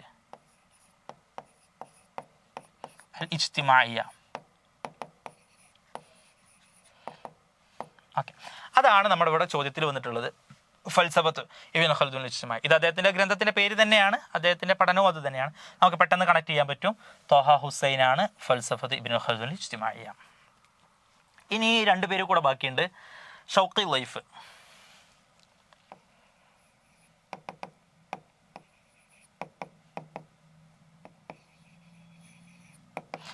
ഷൗഖി ലൈഫിലേക്ക് വരുന്ന സമയത്ത് ഷൗഖി ലൈഫ് 1910 മുതൽ 2005 വരെയാണ് ഷൗഖി ലൈഫ്. നാഖിദുൻ വദീബുൻ മിസ്രിയൂൻ, സാഹിത്യകാരൻ നാഖിസ്. അദ്ദേഹം റഈസ് മജ്മഉൽ ലുഗ അൽ അറബിയ്യ ബിൽ ഖാഹിറ, കൈറോയിലെ മജ്മഉൽ ലുഗ അൽ അറബിയുടെ റഈസ് ആയിരുന്നു. റഈസു സാബിഖ് മജ്മഉൽ ലുഗ അൽ അറബിയ്യ ബിൽ ഖാഹിറ, കൈറോയിലെ മജ്മഉൽ ലുഗ അൽ അറബിയ്യ വളരെ പ്രസിദ്ധമായ ഒരു സംഘടനയാണ്. പിന്നെ ഇദ്ദേഹത്തിൻ്റെ ഷൗഖി ലൈഫിൻ്റെ പ്രധാനപ്പെട്ട സംഭാവന എന്ന് പറയുന്നത് താരീഖുൽ അദബുൽ അറബി. നമ്മൾ ഷൗഖി ലൈഫിന് നമ്മൾ UGC നെറ്റിനൊക്കെ പ്രിപ്പയർ ചെയ്യുന്ന സമയത്ത് റെഫർ ചെയ്യുന്നതാണ് താരീഖുൽ അദബുൽ അറബി, ഷൗഖി ലൈഫിൻ്റെ താരീഖുൽ അദബുൽ അറബി.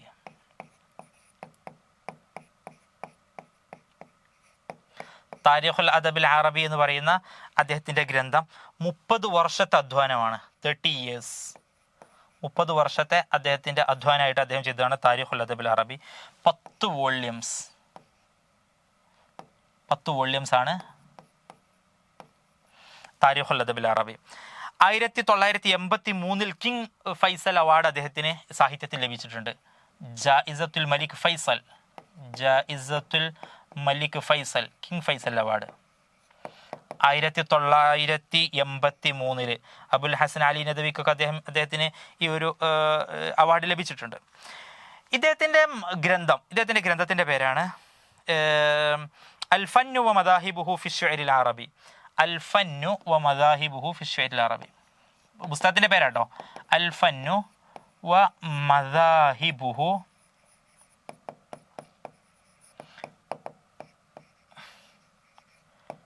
ഫി ശിഅരിൽ അറബി. അറബി കവിതയിലെ വ്യത്യസ്ത മദ്ഹബുകൾ എന്തൊക്കെയാണ് എന്നുള്ളതാണ്. ഇദ്ദേഹം PhD ചെയ്തത് ത്വഹ ഹുസൈൻ്റെ കീഴിലാണ്. നമ്മൾ നേരത്തെ പറഞ്ഞു ത്വഹ ഹുസൈനാണ് ഇദ്ദേഹത്തിൻ്റെ മുഷ്രിഫ്. തഹ്ത ഇഷ്റാഫി ത്വഹ ഹുസൈൻ എന്നിട്ട് ഇദ്ദേഹത്തിൻ്റെ PhD അവതരണമൊക്കെ നടക്കുന്ന സമയത്തുണ്ട്, ഓപ്പൺ വേവ. അത് കഴിഞ്ഞിട്ട് ത്വഹ ഹുസൈൻ പറയുന്നുണ്ട്, ഇദ്ദേഹത്തെ വളർത്തിക്കൊണ്ടുവന്ന ഇദ്ദേഹത്തിൻ്റെ ആദ്യകാല അധ്യാപകർക്ക് ഞാൻ എൻ്റെ എല്ലാവിധ കൃതജ്ഞയും നന്ദിയും രേഖപ്പെടുത്തുന്നു, ഇതുപോലത്തെ ഒരു പണ്ഡിതനെ ഞങ്ങൾക്ക് സമ്മാനിച്ചതിലെന്ന് അദ്ദേഹം പറയുന്നുണ്ട്. ത്വഹ ഹുസൈൻ അങ്ങനെയൊക്കെ പറയുക എന്നുള്ളത് അദ്ദേഹത്തിന് ലഭിക്കാവുന്ന ഏറ്റവും വലിയ ഒരു അംഗീകാരമാണ്. അദ്ദേഹത്തിൻ്റെ ഗ്രന്ഥം അൽ ഫന്നു വ മദാഹിബുഹു ഫി ശിഅരിൽ അറബി എന്നുള്ള ഈ ഒരു പുസ്തകം നമ്മൾ മറിച്ചു നോക്കുന്ന സമയത്ത് ഇതിൽ മുഴുവൻ പറയുന്ന ഹെഡിങ്ങുകൾ, ഇതിലുള്ള ഓരോ ഹെഡിങ്ങുകളും അസ്സിനാഅത്തു ശിഅരിയ ഫി മുഖ്തലിഫിൽ ഉസൂർ, الصناعة الشعرية في العصر الجاهلي, الصناعة الشعرية في العصر العباسي, الصناعة الشعرية في العصر الأموي. അതിൽ പറയുന്ന പ്രധാനപ്പെട്ട കേന്ദ്ര വിഷയം അസ്സിനാഅത്തു ശിഅരിയ, കവിതയുടെ ഉൽപാദനത്തെക്കുറിച്ചായിരുന്നു, അതിൻ്റെ നിർമ്മാണത്തെക്കുറിച്ചും. അസ്സിനാഅത്തു ശിഅരിയയെ കുറിച്ചാണ് ഇതിൽ പറയുന്നത്. ഓക്കെ, നോക്കൂ. അപ്പോൾ ഷൗഖി ലൈഫിന് നമുക്ക് അസ്സിനാഅത്തു ശിഅരിയ വ തതവ്വുറുഹ ഫിൽ അസ്രി ഫി ശിഅരിൽ അറബി. ഇനി ഒരാൾ കൂടെ ബാക്കിയുണ്ട്, ഗുനൈമി ഹിലാൽ. നമുക്ക് അദ്ദേഹത്തെ ഒന്നാമത്തെ ഓപ്ഷനിലേക്ക് കൊടുക്കാം. അദ്ദേഹത്തെ കുറിച്ച് വരാനുള്ള കാരണം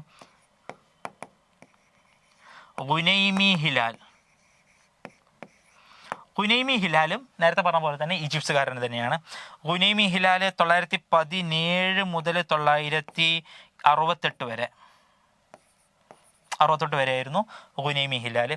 അദ്ദേഹത്തിൻ്റെ ഗ്രന്ഥം, അദ്ദേഹത്തിൻ്റെ ഏരിയ അൽ അദബുൽ മുഖാരിൻ, കമ്പാരിറ്റീവ് ലിറ്ററേച്ചർ. അൽ അദബുൽ മുഖാരിൻ, കമ്പാരിറ്റീവ് ലിറ്ററേച്ചർ. ഇദ്ദേഹം 2 മേഖലകളിലാണ് പ്രധാനമായും ഇദ്ദേഹത്തിൻ്റെ എന്ത് പറയുന്നത് തിസീസ് അല്ലെങ്കിൽ ഏരിയ ആയിട്ട് പറയുന്നത്. ഓക്കെ, ഇദ്ദേഹം ദുക്തോറ ജാമിഅത്തു സർബൂൻ പാരീസ്,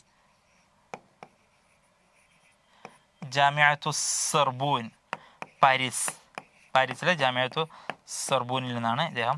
ത്വഹ ഹുസൈൻ നമ്മൾ പറഞ്ഞു. ത്വഹ ഹുസൈന് രണ്ടാമത്തെ ഒരു PhD ലഭിച്ചിട്ടുണ്ടായിരുന്നത് ഫ്രാൻസിൽ നിന്നായിരുന്നു. ജാമിഅത്തു സർബൂനിൽ തന്നെയായിരുന്നു ത്വഹ ഹുസൈന് PhD ഉണ്ടായിരുന്നത്, സെയിം യൂണിവേഴ്സിറ്റി. ഗുനൈമി ഹിലാലും. ഓക്കെ, ഗുനൈമി ഹിലാലിൻ്റെ 2 വിഷയങ്ങളാണ്. ഒന്ന് അൽ ഫാരിസി വൽ അറബി. അത് രണ്ടും തമ്മിലുള്ള കമ്പാരിറ്റീവ് ലിറ്ററേച്ചർ എന്ന് പറയുമ്പോൾ മലയാളവും ഇംഗ്ലീഷും, അല്ലെങ്കിൽ മലയാളത്തിൽ തന്നെ 2 സാഹിത്യകാരന്മാർ പരസ്പരം, ഇങ്ങനെയൊക്കെയുള്ള 2 ആളുകളെ ലിറ്ററേച്ചറിൽ തന്നെ എങ്ങനെയെങ്കിലും കമ്പയർ ചെയ്യുന്നതിനെയാണ് കമ്പാരിറ്റീവ് ലിറ്ററേച്ചർ എന്ന് പറയുന്നത്. അപ്പോൾ അതിൽ അദ്ദേഹത്തിന് ഒന്നാമത്തെ വിഷയം അന്നസ്റുൽ അറബി വന്നസ്റുൽ ഫാരിസി. ഒന്ന് അന്നസ്റുൽ അറബി വൽ ഫാരിസി, അറബി ഗദ്യവും പേർഷ്യൻ ഗദ്യവും രണ്ടും തമ്മിലുള്ള ബന്ധങ്ങൾ. കുറേ പദങ്ങൾ അങ്ങോട്ടും ഇങ്ങോട്ടും ഉണ്ടാകും, പിന്നെ കുറേ എഴുത്തിൻ്റെ രീതികളിൽ സമാനതകൾ ഉണ്ടാകും. അന്നസ്റുൽ അറബി വൽ ഫാരിസി, ഇതാണ് ഒരു വിഷയം. രണ്ടാമത്തെ അദ്ദേഹത്തിൻ്റെ വിഷയം അൽ ഫൈലസൂഫ് അൽ മിസ്രിയ ഹിബാത്തിയ ഫിൽ അദബിൽ ഫറൻസി വൽ ഇംഗ്ലീഷ്. ഒരു ഈജിപ്ഷ്യൻ ഫിലോസഫർ ആണ്, ഒരു ലേഡിയാണ് ഹിബാത്തിയ എന്ന് പറയുന്ന ഒരു ഫിലോസഫർ. ഹിബാത്തിയ ഈ ഹിബാത്തിയ എന്ന ഫിലോസഫറുടെ വിഷയങ്ങൾ ഫിൽ അദബിൽ ഫറൻസി വൽ ഇംഗ്ലീഷി, അൽ ഫറൻസി വൽ ഇഞ്ചലീസി, ഇംഗ്ലീഷിലും ഫ്രഞ്ചിലും എങ്ങനെയാണ് ആ ഒരു ഫിലോസഫർ അവതരിപ്പിക്കപ്പെട്ടുള്ളത് എന്നുള്ളതാണ് രണ്ടാമത്തെ വിഷയം. ഫിൽ അദബിൽ ഫറൻസി വൽ ഇഞ്ചലീസി. ഓക്കെ, അപ്പോൾ ഗുനൈമി ഹിലാൽ അദബുൽ മുഖാരിനാണ് അദ്ദേഹത്തിൻ്റെ, ജാമിഅത്തു സർബൂൻ എന്നാണ് അദ്ദേഹത്തിൻ്റെ PhD. പിന്നെ അന്നസ്റുൽ അറബി വൽ ഫാരിസി തമ്മിലുള്ള കണക്ഷനാണ് ഒരു വിഷയം. മറ്റൊന്ന് ഫൈലസൂഫ ഹിബാത്തിയ എന്ന് പറയുന്നൊരു ഈജിപ്ഷ്യൻ ഫിലോസഫറാണ്. അവരുടെ റെപ്രസെൻറ്റേഷൻ അല്ലെങ്കിൽ അതിൻ്റെ രീതികൾ ഫ്രഞ്ചിലും ഇംഗ്ലീഷിലും. ഇതാണ് ഗുനൈമി ഹിലാലിൻ്റെ പ്രധാനപ്പെട്ട ഏരിയ. ഓക്കെ, അതാണ് തഅ്സീറുൻ നസിരിൽ അറബി ഫിൻ നസിരിൽ ഫാരിസി. ഓക്കെ, ഗുനൈമി ഹിലാൽ. നമുക്ക് ശരിയായ ഉത്തരം ഇതിൻ്റെ ഓപ്ഷൻ 2 ആണ്. ഓപ്ഷൻ 2 നോക്കാം. ഹംസ 4 യെസ്, പിന്നെ ബ 3 യെസ് സെയിം ആണ്. പിന്നെ ജീം 1 ഇബ്നു ഖൽദൂൻ്റെ ആണ്. തയ്യാറത്തുൻ നഖദ് മുഹമ്മദ് മൻദൂറിൻ്റെതാണ്. നഖദുൽ മൻഹജി ഇൻദൽ അറബ്. ഓക്കെ 2. ഇതാണ് 66ാമത്തെ ചോദ്യവും വിശദീകരണം.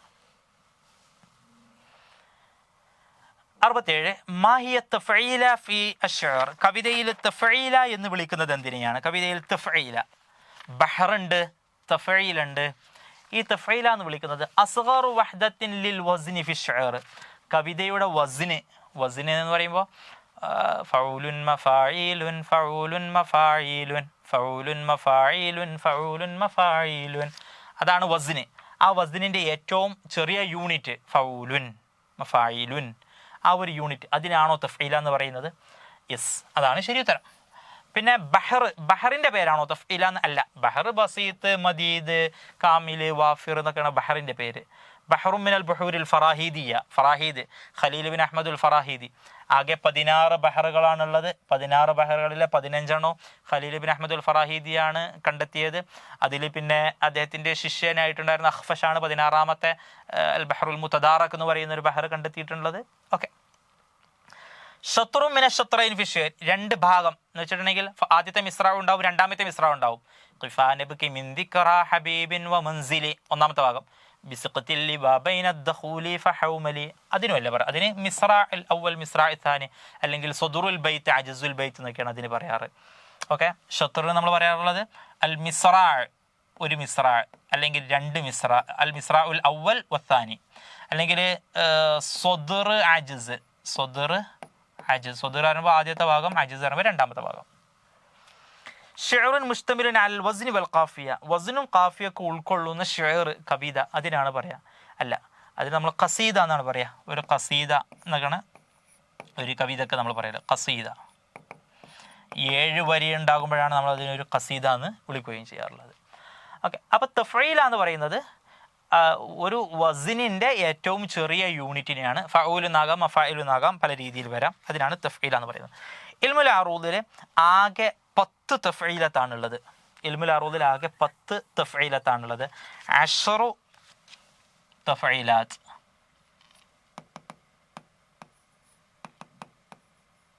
ഫഊലുൻ, മഫായിലുൻ, മുഫഅലത്തുൻ എന്നൊക്കെ കേട്ടിട്ടുണ്ടല്ലോ. അപ്പോൾ അങ്ങനത്തെ 10 തഫ്ഈലത്തുകളാണുള്ളത്. ഓക്കെ. അതിൽ 5 അക്ഷരമുള്ള 2 എണ്ണമാണുള്ളത്. ഫഊലുൻ, ഫായിലുൻ. ഇത് രണ്ടിലും 5 അക്ഷരങ്ങൾ. ഖുമാസി എന്ന് പറയും. ഫായിലുൻ ഖുമാസിയാണ്, 5 അക്ഷരങ്ങളുള്ള. ബാക്കിയുള്ളത് മുഴുവൻ 7 അക്ഷരങ്ങളുള്ളതാണ്. മഫായിലുൻ, മുഫഅലത്തുൻ,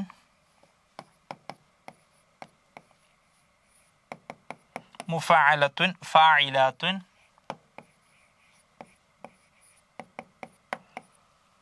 മുതഫാഇലുൻ,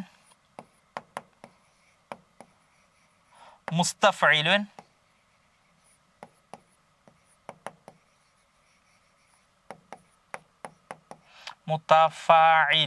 മുസ്തഫഇലുൻ, മഫ്ഊലാത്തു. ഇത് സുബാഇയ എന്ന് പറയും, 7 അക്ഷരങ്ങളുള്ള. അപ്പോൾ ഇതിൽ 1, 2, 3, 4, 5, 6, 7, 8 എണ്ണമായി. ഈ 8 എണ്ണത്തിൻ്റെ കൂട്ടത്തിൽ ഫായിലാത്തുൻ എന്നുള്ളത് നമ്മൾ ഇങ്ങനെ എഴുതാം.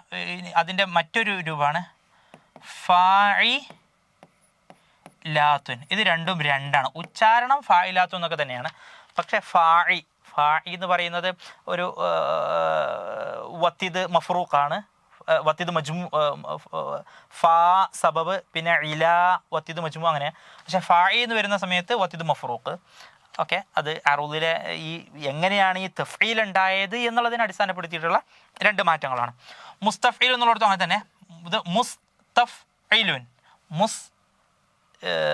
സബബ്, തഫ് സബബ്, ഇലുൻ അത് വത്തിദ് മജ്മു. അതിന് പകരം മുസ്തഫ്ഇ, മുസ് സബബ്, തഫ്ഇ, വത്തിദ് മഫ്റൂഖ്, തഫ്ഇലുൻ, മുസ്തഫ്ഇലുൻ. ഓക്കെ. ഇങ്ങനെ 10 തഫ്ഈലത്തുകളാണ് അറബിയിൽ ഉള്ളത്, ഇൽമുൽ അറൂദിലുള്ളത്. ഇത് രണ്ടെണ്ണമായി കൂടുന്ന സമയത്ത് 10, അല്ലെങ്കിൽ രണ്ടും കൂടി ഒറ്റ ഉച്ചാരണം മാത്രം പരിഗണിക്കുകയാണെന്നുണ്ടെങ്കിൽ 8 ഉള്ളൂ. ഇത് രണ്ടും വ്യത്യസ്തമായി പരിഗണിക്കുകയാണെന്നുണ്ടെങ്കിൽ 10 തഫ്ഈലത്തുകളാണുള്ളത്. ഈ തഫ്ഈലത്ത് മുഴുവൻ രൂപപ്പെട്ടിട്ടുള്ളത് 10 അക്ഷരങ്ങളാണ്. ഫഊലുൻ, മഫായിലുൻ, ഇതിന് മുഴുവനുള്ള അക്ഷരങ്ങൾ പരിഗണിക്കുകയാണെങ്കിൽ ലമഅത്തു സുയൂഫുന എന്നുള്ള 10 ഹുറൂഫ്, 10 അക്ഷരങ്ങൾ വെച്ചിട്ടാണ് തഫ്ഈലത്തുകൾ രൂപപ്പെട്ടിട്ടുള്ളത്. 10 ഹുറൂഫ്, 10 അക്ഷരങ്ങൾ. ആ 10 അക്ഷരങ്ങളെ ഒന്നിച്ച് പറയുന്നതാണ് ലമഅത്തു സുയൂഫുന. ലമഅത്ത് സുയൂഫുന എന്ന ഈ 10 അക്ഷരങ്ങൾ. ഈ 10 അക്ഷരങ്ങൾ ഏതെങ്കിലും ഒന്ന് തന്നെ ആയിരിക്കും ഈ 10 തഫ്ഈലത്തുകൾ ഉൾക്കൊണ്ടിട്ടുള്ളത്. ലാമ്, മീമ്, ഐന്, താ, 2, 3, 4, 5, 6, 7, 8, 9, 10. അലിഫടക്കം 10. ഇങ്ങനെയാണ് ഇൽമുൽ അറൂദിലെ തഫ്ഈലത്തുകൾ. ഈ തഫ്ഈലത്തിന് എങ്ങനെയാണ് രൂപപ്പെട്ടിട്ടുള്ളത്? സബബ്, ഖഫീഫ്, സബബ്, സഖീൽ എന്നൊക്കെ പറയുന്ന അതിൻ്റെ ഇനങ്ങൾ അത് ഡീറ്റെയിൽഡ് ആയിട്ട് പിന്നീട് പറയാം. 68ാമത്തെ ക്വസ്റ്റ്യൻ ചോദ്യത്തിലേക്ക് വരാം. മാ നൗഉൽ ഇബ്ദാലി ഫി കലിമത്തി ഇസ്തബറ. ഇസ്തബറ എന്ന് പറയുന്ന ഈ ഒരു പ്രയോഗം, ഇസ്തബറ സർഫുമായി ബന്ധപ്പെട്ട ഒരു കാര്യമാണ്. ഇബ്ദാലി, ഇഅ്ലാൽ എന്ന് ഇൽമുൻ നഹ്വ്, ഇൽമു സർഫിൽ വരുന്ന ഒരു ചർച്ചയാണ്. ഇബ്ദാൽ എന്ന് പറയുമ്പോൾ മാറ്റുക എന്നാണല്ലോ. എന്ന് വെച്ചാൽ ഇബ്ദാൽ എന്നുള്ള ഒരു കോമൺ ടേം കലിമ ആമ്മ എന്ന് വെച്ചിട്ടുണ്ടെങ്കിൽ ഏതെങ്കിലും ഒരു അക്ഷരം മാറ്റിയിട്ട് മറ്റൊരു അക്ഷരം ആക്കുന്നതിന് മുഴുവൻ സർഫിൽ ഇബ്ദാൽ എന്ന് പറയാം. അൽ ഇബ്ദാലു ജഅലു ഹർഫിൻ മകാന ഹർഫിൻ ആഖറ. അൽ ഇബ്ദാലു ഒരക്ഷരം മാറ്റിയിട്ട് മറ്റൊരു അക്ഷരം ആക്കുക, അതിനാണ് ഇബ്ദാൽ എന്ന് പറയാം. ഓക്കെ, ജഅലു ഹർഫിൻ മകാന ഹർഫിൻ ആഖറ, ഒരക്ഷരം മറ്റൊരു അക്ഷരത്തിന്റെ സ്ഥാനത്ത് പകരം കൊണ്ടുവരിക. ജഅലു ഹർഫിൻ മകാന ആഖറ, മറ്റൊരു അക്ഷരത്തിന്റെ സ്ഥാനത്ത് വേറെ ഒന്നിനെ കൊണ്ടുവരിക, ഇതിനാണ് ഇബ്ദാൽ എന്ന് പറയാം. ഇബ്ദാൽ, ഇഅ്ലാൽ എന്ന് പറയുന്നത് ഈ മാറ്റുന്ന അക്ഷരം ഇല്ലത്തിന്റെ അക്ഷരമാണെന്നുണ്ടെങ്കിൽ അത് ഇഅ്ലാലായി. ഇഅ്ലാൽ, അൽ ഇഅ്ലാലു. ഇഅ്ലാൽ എന്ന് പറഞ്ഞാൽ ഇല്ലത്തിന്റെ അക്ഷരങ്ങൾ വാവ്, യാ, അലിഫ്. അൽ ഇഅ്ലാലു വാവ്, യാ, അലിഫ്. ഓക്കെ, ഇഅ്ലാൽ ഇല്ലത്തിന്റെ അക്ഷരങ്ങളെയാണ് ഈ മാറ്റുന്നതെന്നെങ്കിൽ ഇഅ്ലാലായി. അപ്പോൾ ഇഅ്ലാൽ ഒരു ഖാസായ ടൈമാണ്. എല്ലാ മാറ്റത്തിനും ഇഅ്ലാൽ എന്ന് പറയൂല. ഇല്ലത്തിന്റെ അക്ഷരങ്ങളെ മാറ്റുന്നതിന് വാവ് യായി മാറും, അങ്ങോട്ടും ഇങ്ങോട്ടൊക്കെ വായി മാറും. ഇബ്ദാൽ എന്ന് പറയുന്നത് കോമൺ ആണ്, ഈ ഇല്ലത്തിന്റെ അക്ഷരങ്ങളും അല്ലാത്തതൊക്കെ വരാവുന്നതാണ്. അപ്പോൾ ഇഅ്ലാൽ വേറൊരു ചാപ്റ്ററിൽ നമ്മൾ പഠിക്കാറുള്ളത്, ഇബ്ദാൽ വേറൊരു ചാപ്റ്ററിൽ പഠിക്കും. ഈ ഇബ്ദാലിനെ വളരെ ഇല്ലത്തിന്റെ അക്ഷരങ്ങളല്ലാത്ത ഇബ്ദാലിനാണ് ഇബ്ദാൽ എന്ന് പൊതുവെ പ്രയോഗിക്കാറുള്ളത്. കോമൺ ടേം ആണെന്നുണ്ടെങ്കിലും ഇഅ്ലാൽ മറ്റൊരു ചാപ്റ്റർ വരുന്നത് കൊണ്ട് തന്നെ ഇബ്ദാലിൽ ഇത്തരം കാര്യങ്ങളാണ് പറയാറുള്ളത്. ഓക്കെ, ഇബ്ദാൽ സംഭവിക്കാറുള്ള പദങ്ങൾ ഹദഅത്ത് മൂത്തിയൻ, ഹദഅത്ത് മൂത്തിയൻ. 9 അക്ഷരങ്ങളായിരിക്കും. 1, 2, 3, 4, 5, 6, 7, 8, 9. ഈ 9 അക്ഷരങ്ങളിലെ അറബിയിൽ ഇബ്ദാലോ ഇഅ്ലാലോ സംഭവിക്കാൻ പാടുള്ളൂ. ഇഅ്ലാലിൻ്റെ 4 അക്ഷരങ്ങൾ ഇതിലുണ്ട്, യാ, അലിഫ്, വാവ് ഉണ്ട്. അതല്ലാത്ത ബാക്കിയുള്ള ഇബ്ദാലിലെ അക്ഷരങ്ങൾ. അപ്പോൾ ഈ 9 അക്ഷരങ്ങളിലെ ഇബ്ദാലോ ഇഅ്ലാലോ അറബിയിൽ സംഭവിക്കുകയുള്ളൂ. ബാക്കി അക്ഷരങ്ങൾ അങ്ങോട്ടും ഇങ്ങോട്ടും മാറി വരാറുള്ളത് രീതിയില്ല. അപ്പോൾ ഈ അക്ഷരങ്ങൾക്കാണ് അത് സംഭവിക്കാറുള്ളത്. ഓക്കെ, ഇനി അതിൻ്റെ വിശദീകരണത്തിലേക്ക് കടക്കുന്ന സമയത്ത് ഓക്കെ 1-2 വിഷയങ്ങളാണ് പറയാനുള്ളത്. ഒന്ന്, ഇബ്ദാലിൽ നമ്മുടെ ഈ ക്വസ്റ്റ്യനുമായി ബന്ധപ്പെട്ട വിഷയത്തിലേക്ക് വരുന്ന സമയത്ത് താഇനെ മറിച്ചിട്ട് ദാലാക്കുക, അത് അറബിയിൽ ഒരു ഖായിദ, ഖിയാസിയായിട്ട് നടക്കുന്ന ഒരു പ്രവർത്തനമാണ്. എന്ന് വെച്ചിട്ടുണ്ടെങ്കിൽ dal, the, the, the, the, സ, ദ, ദ, സ എന്ന അക്ഷരങ്ങളിൽ തുടങ്ങുന്ന ഏതെങ്കിലും ഒരു പദത്തെ, ആ പദത്തിനെ ഇഫ്താല വസ്നിലേക്ക് കൊണ്ടുവരുന്ന സമയത്ത് അവിടുത്തെ താഇനെ, ഇഫ്താലയിലെ ഒരു താ ഉണ്ടല്ലോ, ആ താഇനെ മറിച്ച് ദാലാക്കുക എന്നുള്ളത് വളരെ സർവ്വസാധാരണമായി ഉപയോഗിക്കുന്ന കാരണമാണ്. ഉദാഹരണം നോക്കൂ, ദ, ദ എന്നുള്ള ഉദാഹരണം. ദ, ഈ ദ എന്നുള്ളതിനെ ഇഫ്താല വസ്നിലേക്ക് കൊണ്ടുവരുന്ന സമയത്ത് ഇത് ത എന്നാണ് വരിക. ഇത് ത എന്നാണ് വരിക. ഈ താഇനെ ദാലാക്കി മറിച്ചിട്ട് ഇത് ദ, ഇത് ദ എന്നായി വരികയും അതിൽ ഇദ്ഗാം ചെയ്യുന്ന സമയത്ത് ഇത് ഇദ്ദഅ. ഈ രണ്ട് ദാലിനെ ശ്രദ്ധാക്കിയിട്ട് കൊടുക്കുകയാണ്. ഇദ്ദഅ, സോറി, ഇദ്ദഅ ഇങ്ങനെയാണ് എഴുതേണ്ടത്. ഓക്കെ, ഇദ്ദഅ. ഇങ്ങനെ വരുന്നത് അറബിയിലെ ഒരു ശീലമാണ്. എന്ന് വെച്ചാൽ ഇവിടുത്തെ ഈ ഇത് താ എന്നുള്ള താവ് മാറിയിട്ട് ദാലാക്കുക. അത് ദാല് കൊണ്ട് തുടങ്ങുന്ന ഫിഅലിൻ്റെ ഇഫ്താല വസൻ എടുക്കുന്ന സമയത്ത് അവിടുത്തെ തായിനെ കുറിച്ച് തായിനെ ദാലായിക്ക് മറിക്കും. എന്ന പോലെ തന്നെ ദാല് കൊണ്ട് തുടങ്ങുന്നതും സമാനം. ദക്കറ, ദക്കറ, ഓർക്കുക എന്ന് പറയില്ല, ദക്കറ. അത് അതിൻ്റെ ഇഫ്താല വസൻ എടുക്കുമ്പോൾ ഇത് തക്കറ എന്നാണ് വരിക. ഇത് തക്കറ.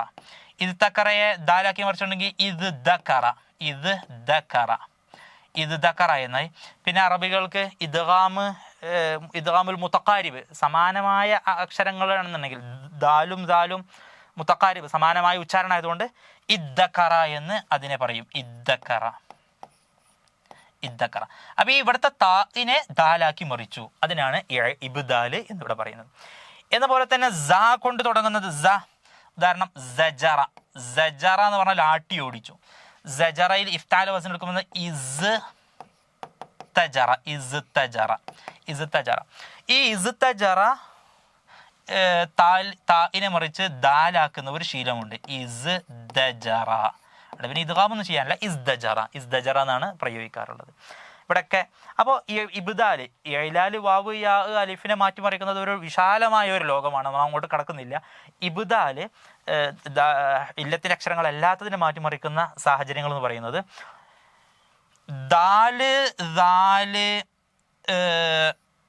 സായി, ഈ മൂന്ന് അക്ഷരങ്ങൾ കൊണ്ട് തുടങ്ങുന്ന ഫിഅലിനെ ഇഫ്താല വസിനിൽ, ഇഫ്താല വസിന് അതിനെ നിർമ്മിക്കുന്ന സമയത്ത്, ഇഫ്താല വസിനിലേക്ക് മാറ്റുന്ന സമയത്ത് അവിടുത്തെ ഈ താഇനെ പിടിച്ചിട്ട് ദാലാക്കുക എന്ന ഒരു ശീലമുണ്ട്. അതിൻ്റെ ഉദാഹരണങ്ങളാണ് താഴെ നമ്മൾ കണ്ടത്. എന്ന പോലത്തെ ഒരു സ്ഥലത്തും കൂടിയുണ്ട് ഇതേപോലത്തെ ഈ ഒരു പരിപാടി നടക്കുന്നത്. താഇനെ പിടിച്ചിട്ട് ത്വ ആക്കുന്ന ശീലമുണ്ട്. താഇനെ പിടിച്ച് ത്വ ആക്കുക. ആ ശീലമുള്ളത് അത് സ്വാദ്, ഈ ശീലമുള്ളത് സ്വാദ്, ലാദ്,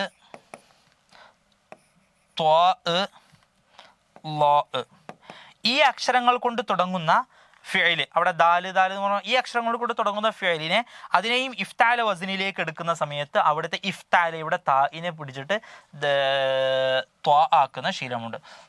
സ്വബറയുടെ ഉദാഹരണമാണ് സ്വാദ് കൊണ്ട് തുടങ്ങുന്ന സ്വബറ, സ്വബറ. അതിൻ്റെ ഇഫ്താല വരുന്ന സമയത്ത് ഇസ് ത്വബറ എന്നാ കാണാം. Is ത്വബറ, is തബറ. ഇഫ്താല എന്ന് വരുന്ന സമയത്ത് ത വരേണ്ടത് പക്ഷെ ത്വ ആയി മാറി. എന്ന പോലെ തന്നെ ലാദ്, ലറബ. ലറബയുടെ ഇഫ്താൽ എടുക്കുന്ന സമയത്ത് ഇള് തറബ എന്ന് വരുന്ന സമയത്ത് ത്വ ആയി മാറി ഇള് ത്വറബ, ഇൾ ത്വറബ. നമ്മൾ സ്ഥിരം പ്രയോഗിക്കാറുള്ള ഒരു പദമാണ് ഇൾ ത്വറബ. ത്വല, ത്വലയുടെ ഇഫ്താൽ വരുന്ന സമയത്ത് ഇത്ത് തല, ഇത്ത് തല എന്ന് വരുന്നതിന് പകരം ഇത്ത് ത്വല, ഇത്ത് ത്വല, അത് ശബ്ദം എടുത്തിട്ടാണ് ഇത്വല എന്നായി മാറുന്നത്. ലാഇൻ്റെ ഉദാഹരണം ലലമ, ലലമ, ലലമ, ഇള് ത്വലമ, ഇള് തലമയുടെ താ മാറിയിട്ട് ത്വ ആയി മാറി ത്വലമ. അത് പിന്നെ ഇദ്ഗാം ചെയ്തിട്ട് ഇല്ലലമ എന്നാണ് പറയുന്നത്. വലോ അന്നഹും ഇല്ലലമു അൻഫുസഹും ജഊക, ഇല്ലലമ. അപ്പോൾ നിയമം സ്വാദ്, ലാദ്, ത്വാ, ലാ എന്നീ അക്ഷരങ്ങൾ ഫിഅലിൻ്റെ തുടക്കത്തിൽ വരികയും ആ ഫിഅലിനെ ഇഫ്താല വസനിലേക്ക് മാറ്റുകയും ചെയ്യുന്ന സമയത്ത് ആ ഇഫ്താലയുടെ താഇനെ പിടിച്ചിട്ട് ത്വ ആക്കുക എന്നുള്ളത് അറബിയിലെ ഒരു സർവ്വസാധാരണമാണ്. മാ നൗഉൽ ഇബ്ദാലി ഫി കലിമത്തി ഇസ്തബറ, ഇസ്തബറയിൽ സംഭവിച്ചിട്ടുള്ള ഇബ്ദാലി എന്താണെന്നാണ് ചോദ്യം. അപ്പോൾ എളുപ്പമാണ്, സ്വബറ എന്നാണ്. അതിനെ പിന്നെ ഇഫ്താല വസനിലേക്ക് ആക്കുന്ന സമയത്ത് ഇസ്തബറ, ഈ സ്വബറ എന്നാണ് അതിൻ്റെ അസ്ല്. സ്വബറ എന്ന് നമുക്കറിയുമെങ്കിൽ നോക്കൂ, സ്വബറ. അതിനെ ഇഫ്താലയിലേക്ക് മാറ്റുന്ന സമയത്ത് ഇസ് തബറ എന്നാണ്. ഈ താഇനെ ത്വ ആക്കി മറിക്കുക, നമ്മളിവിടെ പറഞ്ഞ നിയമമാണ്. അങ്ങനെയാണ് ഇസ് ത്വബറ എന്നായി മാറിയത്. ഇബ്ദാലു ത്വാഇൻ ബിതാഇൻ, ഇബ്ദാലു ത്വാഇൻ ബിതാഇൻ, ഇബ്ദാലു സ്വാദിൻ ബിതാഇൻ, ഇബ്ദാലു താഇൻ, താഇനെ മാറ്റി ബി ത്വാഇൻ ത്വാ കൊണ്ട് മാറ്റി. അപ്പോൾ താ ഉണ്ടായിരുന്നത് ആ താഇനെ ത്വാ കൊണ്ട് ഇത് തിരിച്ചാ പറഞ്ഞത്. ഇബ്ദാലു ത്വാഇൻ ത്വാഇനെ മാറ്റി ബി താഇൻ താ കൊണ്ട് മാറ്റി. താ അല്ലല്ലോ ഇവിടെ വന്നത് ത്വാ ആണ്. അപ്പോൾ ഇബ്ദാലു ത്വാഇൻ. അപ്പോൾ ഇവിടുത്തെ ശരിയായ ഉത്തരം ഇബ്ദാലു താഇൻ. താഇനെ മാറ്റിയിട്ട് ബി ത്വാഇൻ ത്വാ കൊണ്ടുവന്നു എന്നതാണ് ഇബ്ദാലു താഇൻ ബി ത്വാഇൻ. ഓക്കെ, അപ്പോൾ ഇതാണ് ഇബ്ദാലിൻ്റെ പ്രധാനപ്പെട്ട വിഷയങ്ങൾ. അഫ്വാൻ ഇവിടെ നമ്മുടെ ഓപ്ഷനിൽ കാണുന്നത് ഒന്ന് ദാല് ഫഖത്ത്, ദാല് ലാ യുജദ് ഇബ്ദാലുൻ, ഇബ്ദാൽ ഇവിടെ സംഭവിച്ചിട്ടില്ല. രണ്ട് ഓപ്ഷൻ കാണുന്നത് ഹംസ ഫഖത്ത്, ഹംസ എന്ന് പറഞ്ഞാൽ ത്വാ ബിതാ. ഓക്കെ, അപ്പോൾ ത്വാ മാറ്റിയിട്ട് താ കൊണ്ടുവന്നു, അതുമല്ല. പിന്നെ മൂന്നാമത്തെ ഓപ്ഷനാണ് ശരിയായ ഉത്തരം എന്ന് വെച്ചിട്ടുണ്ടെങ്കിൽ ജീം, നമ്മൾ നേരത്തെ പറഞ്ഞ തന്നെ ജീം ഇബ്ദാലു താ ഇൻ ബി ത്വാഇൻ ബ ഫഖത്ത്. 69ാമത്തെ ചോദ്യം, ലൈസത്ത് മിനൽ കലിമാത്തിൽ മുതഖാരിബ മിൻ ഹൈസുൽ മാന. അർത്ഥം നോക്കുന്ന സമയത്ത് സമാനമായ അർത്ഥമല്ലാത്തത് എന്ന് വെച്ചാൽ മൂന്നെണ്ണത്തിൻ്റെയും ഏകദേശം സമാനമായ ഒരു അർത്ഥമാണ്, ഒന്ന് മാത്രം വ്യത്യസ്ത അർത്ഥമാണുള്ളത്, ഏതാണെന്നുള്ളതാണ് ചോദ്യം. ഓക്കെ, എളുപ്പമാണ്. ഈ 3 പദങ്ങളും ഒരു അധികാരം സ്ഥാപിക്കുക എന്നുള്ളതിൻ്റെ വ്യത്യസ്ത പദങ്ങളാണ്. ബൽത്വജത്ത്, ഹൈമനത്ത്, സൈത്തറത്ത്. സൈത്തറ നമുക്കറിയാം, അധികാരം സ്ഥാപിക്കുക എന്നുള്ളതാണ് സൈത്തറ. തസല്ലത, ഇത് 3 തസല്ലത.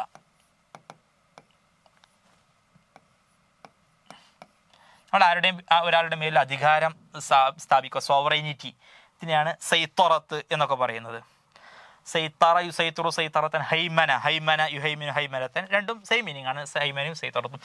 ബൽതഖ എന്ന് പറയുന്നത് ഇഅ്തദ അലൽ ആഖരി ഖഹ്റൻ, മറ്റൊരാളുടെ മേൽ അധികാരം സ്ഥാപിക്കുക. ഇഅ്തദ അലൽ ആഖർ, മറ്റൊരാളുടെ മേൽ കടന്നു കയറുക, ഖഹ്റൻ നിർബന്ധിപ്പിച്ചുകൊണ്ട് കടന്നു കയറുക, പക്ഷേ മറ്റൊരാളുടെ മേൽ കീഴടക്കുക.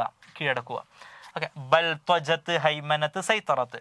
ഇതിൽ അതേ വസ്നൊക്കെ തന്നെയാണ് ഹർവലത്ത്, പക്ഷേ ഹർവല എന്നുള്ളതിൻ്റെ അർത്ഥം അസ്റഅ ഫിൽ മഷി, വേഗത്തിൽ നടക്കുക എന്നതാണ്. അസ്റഅ ഫിൽ മഷി, വേഗത്തിൽ നടക്കുക എന്നതാണ്. ബൽതജ എന്നുള്ളതിൻ്റെ അർത്ഥം ഇഅ്തദ വഖഹറ, ഒരാളുടെ മേൽ നിർബന്ധം അടിച്ചേൽപ്പിച്ചുകൊണ്ട് അയാളുടെ മേൽ അതിക്രമം പ്രവർത്തിക്കുന്നതിനെയാണ് ബൽത്വജത്ത് എന്ന് പറയുന്നത്. ഇത് 3 അപ്പോൾ ഒരു നെഗറ്റീവ് മീനിങ് ആണ്, ഹൈമന സൈത്തറത്തൊക്കെ. എന്നാൽ ഹർവല എന്നുള്ളത് അസ്റഅ ഫിൽ മഷി, ഒരു ബന്ധമില്ല അതുമായിട്ട്, വേഗത്തിൽ നടക്കുക, മുഹർവിൽ, ഹർവല എന്നൊക്കെ പറയും. 70ാമത്തെ ചോദ്യം, സുൽമാ ഫിൽ ഖായിമ ഹംസ മഅ യുനാസിബു ഫിൽ ഖായിമ ബ. 2 കോളവും തമ്മിൽ ബന്ധിപ്പിക്കാൻ വേണ്ടിയിട്ടുള്ള ക്വസ്റ്റ്യനാണ്, ചോദ്യമാണ്. ഓക്കെ, ഇബ്നു സൈദൂൻ, ഇബ്നു ഹാനി, ഇബ്നു ഷഹീദ്, ഇബ്നു അബ്ദുർ റബ്ബ എല്ലാവരും ഷുഅറാ ഉൽ അന്ദുലുസ്, സ്പെയിൻ കവികളാണ്. ഷുഅറാ ഉൽ അന്ദുലുസ് ആണ് എല്ലാവരും. വേറൊരു കോമൺ ഫീച്ചറാണ് അൽ അന്ദുലുസ്. അപ്പോൾ ഈ ഒരു പരീക്ഷയ്ക്ക് ഇപ്പോൾ ചോദിച്ചിട്ടുള്ളത് അവരെല്ലാവരെയും അവരുടെ കുഞ്ഞത്ത് തമ്മിൽ ബന്ധിപ്പിക്കാനാണ്. ഇവിടെ അബുൽ ഖാസിം, അബു അംർ. ചിലപ്പോൾ ഇനി അടുത്തൊരു പ്രാവശ്യം ചോദിക്കുന്നത് ഇവരെ ഹസ്ബ മീലാദിഹിം, ഇവരുടെ ജനനം അടിസ്ഥാനപ്പെടുത്തിയിട്ട് ഇവരെ ക്രമീകരിക്കാൻ, ഇങ്ങനെയൊക്കെ ആയിരിക്കും ചോദിക്കുന്നത്. ഓക്കെ, അപ്പോൾ ഓരോരുത്തരെ കുറിച്ച് നമ്മൾ അറിഞ്ഞിരിക്കേണ്ടതുണ്ട്. വളരെ പെട്ടെന്ന് ചുരുക്കിയിട്ട് പറയാം. ആദ്യം ഇബ്നു സൈദൂനെ കുറിച്ച്, അദ്ദേഹത്തിൻ്റെ കവിതകളും വല്ലാതെയെക്കുറിച്ചൊക്കെയുള്ള ചോദ്യങ്ങൾ UGC നെറ്റിൽ സ്ഥിരമായിട്ട് കാണുന്നതാണ്. അബുൽ വലീദ്, അദ്ദേഹത്തിൻ്റെ കുഞ്ഞത്ത് അബുൽ വലീദ്. അദ്ദേഹത്തിൻ്റെ പേര് വന്നത് അഹ്മദ് ബിനു സൈദൂൻ എന്നതാണ് അദ്ദേഹത്തിൻ്റെ പേര്, അഹ്മദ് ബിനു സൈദൂൻ. ഓക്കെ, ഇബ്നു സൈദൂൻ എന്ന് അദ്ദേഹത്തെ ചുരുക്കി വിശദീകരിക്കുക. 394 ഹിജ്റ മുതൽ 463 വരെയാണ് അദ്ദേഹത്തിൻ്റെ. ഖുർത്തുബയിലാണ് അദ്ദേഹത്തിൻ്റെ, സ്പെയിനിലെ ഖുർത്തുബ. പിന്നെ ഉരിഫ ബി വല്ലാദ എന്ന് പറയുന്ന അവിടുത്തെ ഭരണാധികാരിയുടെ മകളൊക്കെ ആയിരുന്നു വല്ലാദ ബിൻതുൽ മുസ്തഖ്ഫി, അവളായിട്ടുള്ള ഇഷ്ടം. വല്ലാതെ ഇഷ്ടപ്പെട്ടിരുന്ന വേറെയും ആളുകളുണ്ടായിരുന്നു, അവരും ഇവരും തമ്മിലൊക്കെ ഉണ്ടായിരുന്ന മത്സരങ്ങൾ, അതൊക്കെ അറിയപ്പെട്ട കവിതയിൽപ്പെട്ടതാണ്. പിന്നെ ഇബ്നു സൈദൂന് വസീർ, അവിടുത്തെ മന്ത്രിയായിരുന്നു. വസീറു അബുൽ വലീദ് ബിൻ ജഹ്വർ, അബുൽ വലീദ് ബിൻ ജഹ്വർ എന്ന് പറയുന്ന ഈ അന്ദുലസിലെ ഭരണാധികാരിയുടെ മന്ത്രിയായിട്ട് പ്രവർത്തിച്ചിട്ടുണ്ട്. അബുൽ വലീദ് ബിൻ ജഹ്വർ. പിന്നെ അദ്ദേഹത്തിൻ്റെ ഖസീദ അൽ ഖസീദത്തുന്നൂനിയ, അൽ ഖസീദത്തുന്നൂനിയ എന്നത് പ്രസിദ്ധമായ ഖസീദയാണ്. അൽ ഖസീദത്തുന്നൂനിയ. ബുഹ്തുരിയുൽ ഗർബ് എന്ന് വിശേഷിപ്പിക്കപ്പെടുന്നത് ഇബ്നു സൈദൂനാണ്. ബുഹ്തുരിയുൽ ഗർബ്, ഈ അന്ദുലസ് എന്നുള്ളത് ഗർബ് ഒരു വെസ്റ്റിൻ്റെ ഭാഗമായിട്ട് പരിഗണിക്കുന്നതുകൊണ്ട് ബുഹ്തുരിയുൽ ഗർബ്, ഗർബിലെ ബുഹ്തുരി എന്ന് ഇദ്ദേഹത്തിന് ലഖബ് പറയാറുണ്ട്. ഇത്ര കാര്യങ്ങളാണ് ഇബ്നു സൈദൂനെ കുറിച്ച് മനസ്സിലാക്കേണ്ടത്. ഇനി രണ്ടാമത്തെ ആള് ഇബ്നു ഹാനി ഉൽ അന്ദുലുസി. ഇബ്നു ഹാനി ഉൽ അന്ദുലുസി മുത്തനബ്ബിൽ ഗർബ്, ബുഹ്തുരിയുൽ ഗർബ് അഹ്മദ് ബിൻ സൈദൂൻ ആണെന്നുണ്ടെങ്കിൽ അടുത്തത് ഇബ്നു ഹാനി. ഇബ്നു ഹാനിയുടെ പൂർണ്ണനാമം Abul Qasim Muhammad bin Hani. Abul Qasim Muhammad bin ഹാനി എന്നതാണ് ഇബ്നു ഹാനിയുടെ പേര്. 326 മുതൽ 362 വരെയാണ് ഹിജ്റയാണ് അദ്ദേഹത്തിൻ്റെ പീരീഡ്. ഓക്കെ, അറബിയിൽ പറയാറുണ്ട് ഇൻ തകുൻ ഫാരിസൻ കുൻ കഅലി, നീ ഒരു യോദ്ധാവാണെങ്കിൽ അലി റളിയല്ലാഹുവിനെ പോലെ ആകണം. വ ഇൻ തകുൻ ഷാഇറൻ കുൻ കബിൻ ഹാനി, നീ ഒരു കവിയാണെന്നുണ്ടെങ്കിൽ ആരെ പോലെ ആവണം? ഇബ്നു ഹാനിനെ പോലെ. അതൊരു മസലായിട്ട് പറയപ്പെടാറുണ്ട്. ഇൻ തകുൻ ഷാഇറൻ, ഇൻ തകുൻ ഫാരിസൻ കുൻ കഅലി, ഔ തകുൻ ഷാഇറൻ കുൻ കബിൻ ഹാനി എന്ന് പറയാറുണ്ട്. ഇബ്നു ഹാനിനെ വിളിക്കുന്ന ലഖബ് മുത്തനബ്ബിൽ ഗർബ്, മുത്തനബ്ബി അൽ ഗർബ്, ഗർബിലെ മുത്തനബ്ബി എന്ന് അദ്ദേഹം വിശേഷിപ്പിക്കും. ഓക്കെ, ഇനി അടുത്ത ആള് ഇബ്നു ഷുഹൈദ്, ഇബ്നു ഷുഹൈദുൽ അന്ദുലുസി. ഇബ്നു ഷുഹൈദുൽ അന്ദുലുസി അദ്ദേഹവും ഈ സ്പെയിൻകാരൻ തന്നെയാണ്. ഇബ്നു ഷുഹൈദ് കൂടുതൽ അറിയപ്പെട്ടത് അദ്ദേഹത്തിൻ്റെ ഗ്രന്ഥത്തിൻ്റെ പേരിലാണ്, തവാബിഉ വസ്സവാബിഉ. ഇബ്നു ഷുഹൈദ് 382 മുതൽ 426 വരെയാണ് ഇബ്നു ഷുഹൈദിൻ്റെ കാലഘട്ടം. അദ്ദേഹം അബു ആമിർ എല്ലാവരുടെയും കുഞ്ഞത്ത് ചോദിക്കുന്നതുകൊണ്ട് അബു ആമിർ എന്നതാണ് അദ്ദേഹത്തിൻ്റെ കുഞ്ഞത്ത്. പിന്നെ അദ്ദേഹം ഖുർത്തുബ, നമ്മൾ നേരത്തെ ഇദ്ദേഹത്തെക്കുറിച്ച് പറഞ്ഞ പോലെ അഹ്മദ് ബിൻ സൈദിനെ കുറിച്ച് പറഞ്ഞ ഖുർത്തുബ കൊർഡോബയിലായിരുന്നു. അദ്ദേഹത്തിൻ്റെ ഗ്രന്ഥമാണ് അത്തവാബിഉ വസ്സവാബിഉ ഹാനൂത്ത് അത്താർ. അത് ഒരു ഫിലോസഫിക്കൽ ഗ്രന്ഥം എന്നുള്ള രീതിയിൽ കൂടെ അതിന് വലിയ പ്രസക്തിയുണ്ട്. അത്തവാബിഉ വസ്സവാബിഉ.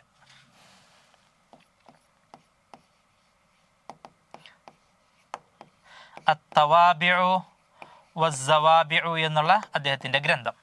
പിന്നെ ഹാനൂത്ത് അത്താർ എന്നുള്ള ഗ്രന്ഥവും അദ്ദേഹത്തിൻ്റെ തന്നെയാണ്. ഇനി കൂട്ടത്തിൽ ബാക്കിയുള്ളത് ഇബ്നു അബ്ദു റബ്ബ. അദ്ദേഹത്തെക്കുറിച്ച് നമ്മൾ പറഞ്ഞിരുന്നു, അദ്ദേഹത്തിൻ്റെ ഗ്രന്ഥങ്ങളൊക്കെ. ഇബ്നു അബ്ദു റബ്ബ അന്ദുലുസ്കാരൻ തന്നെയാണ്. അദ്ദേഹം റായിദുൽ മുവശഹാത്ത്,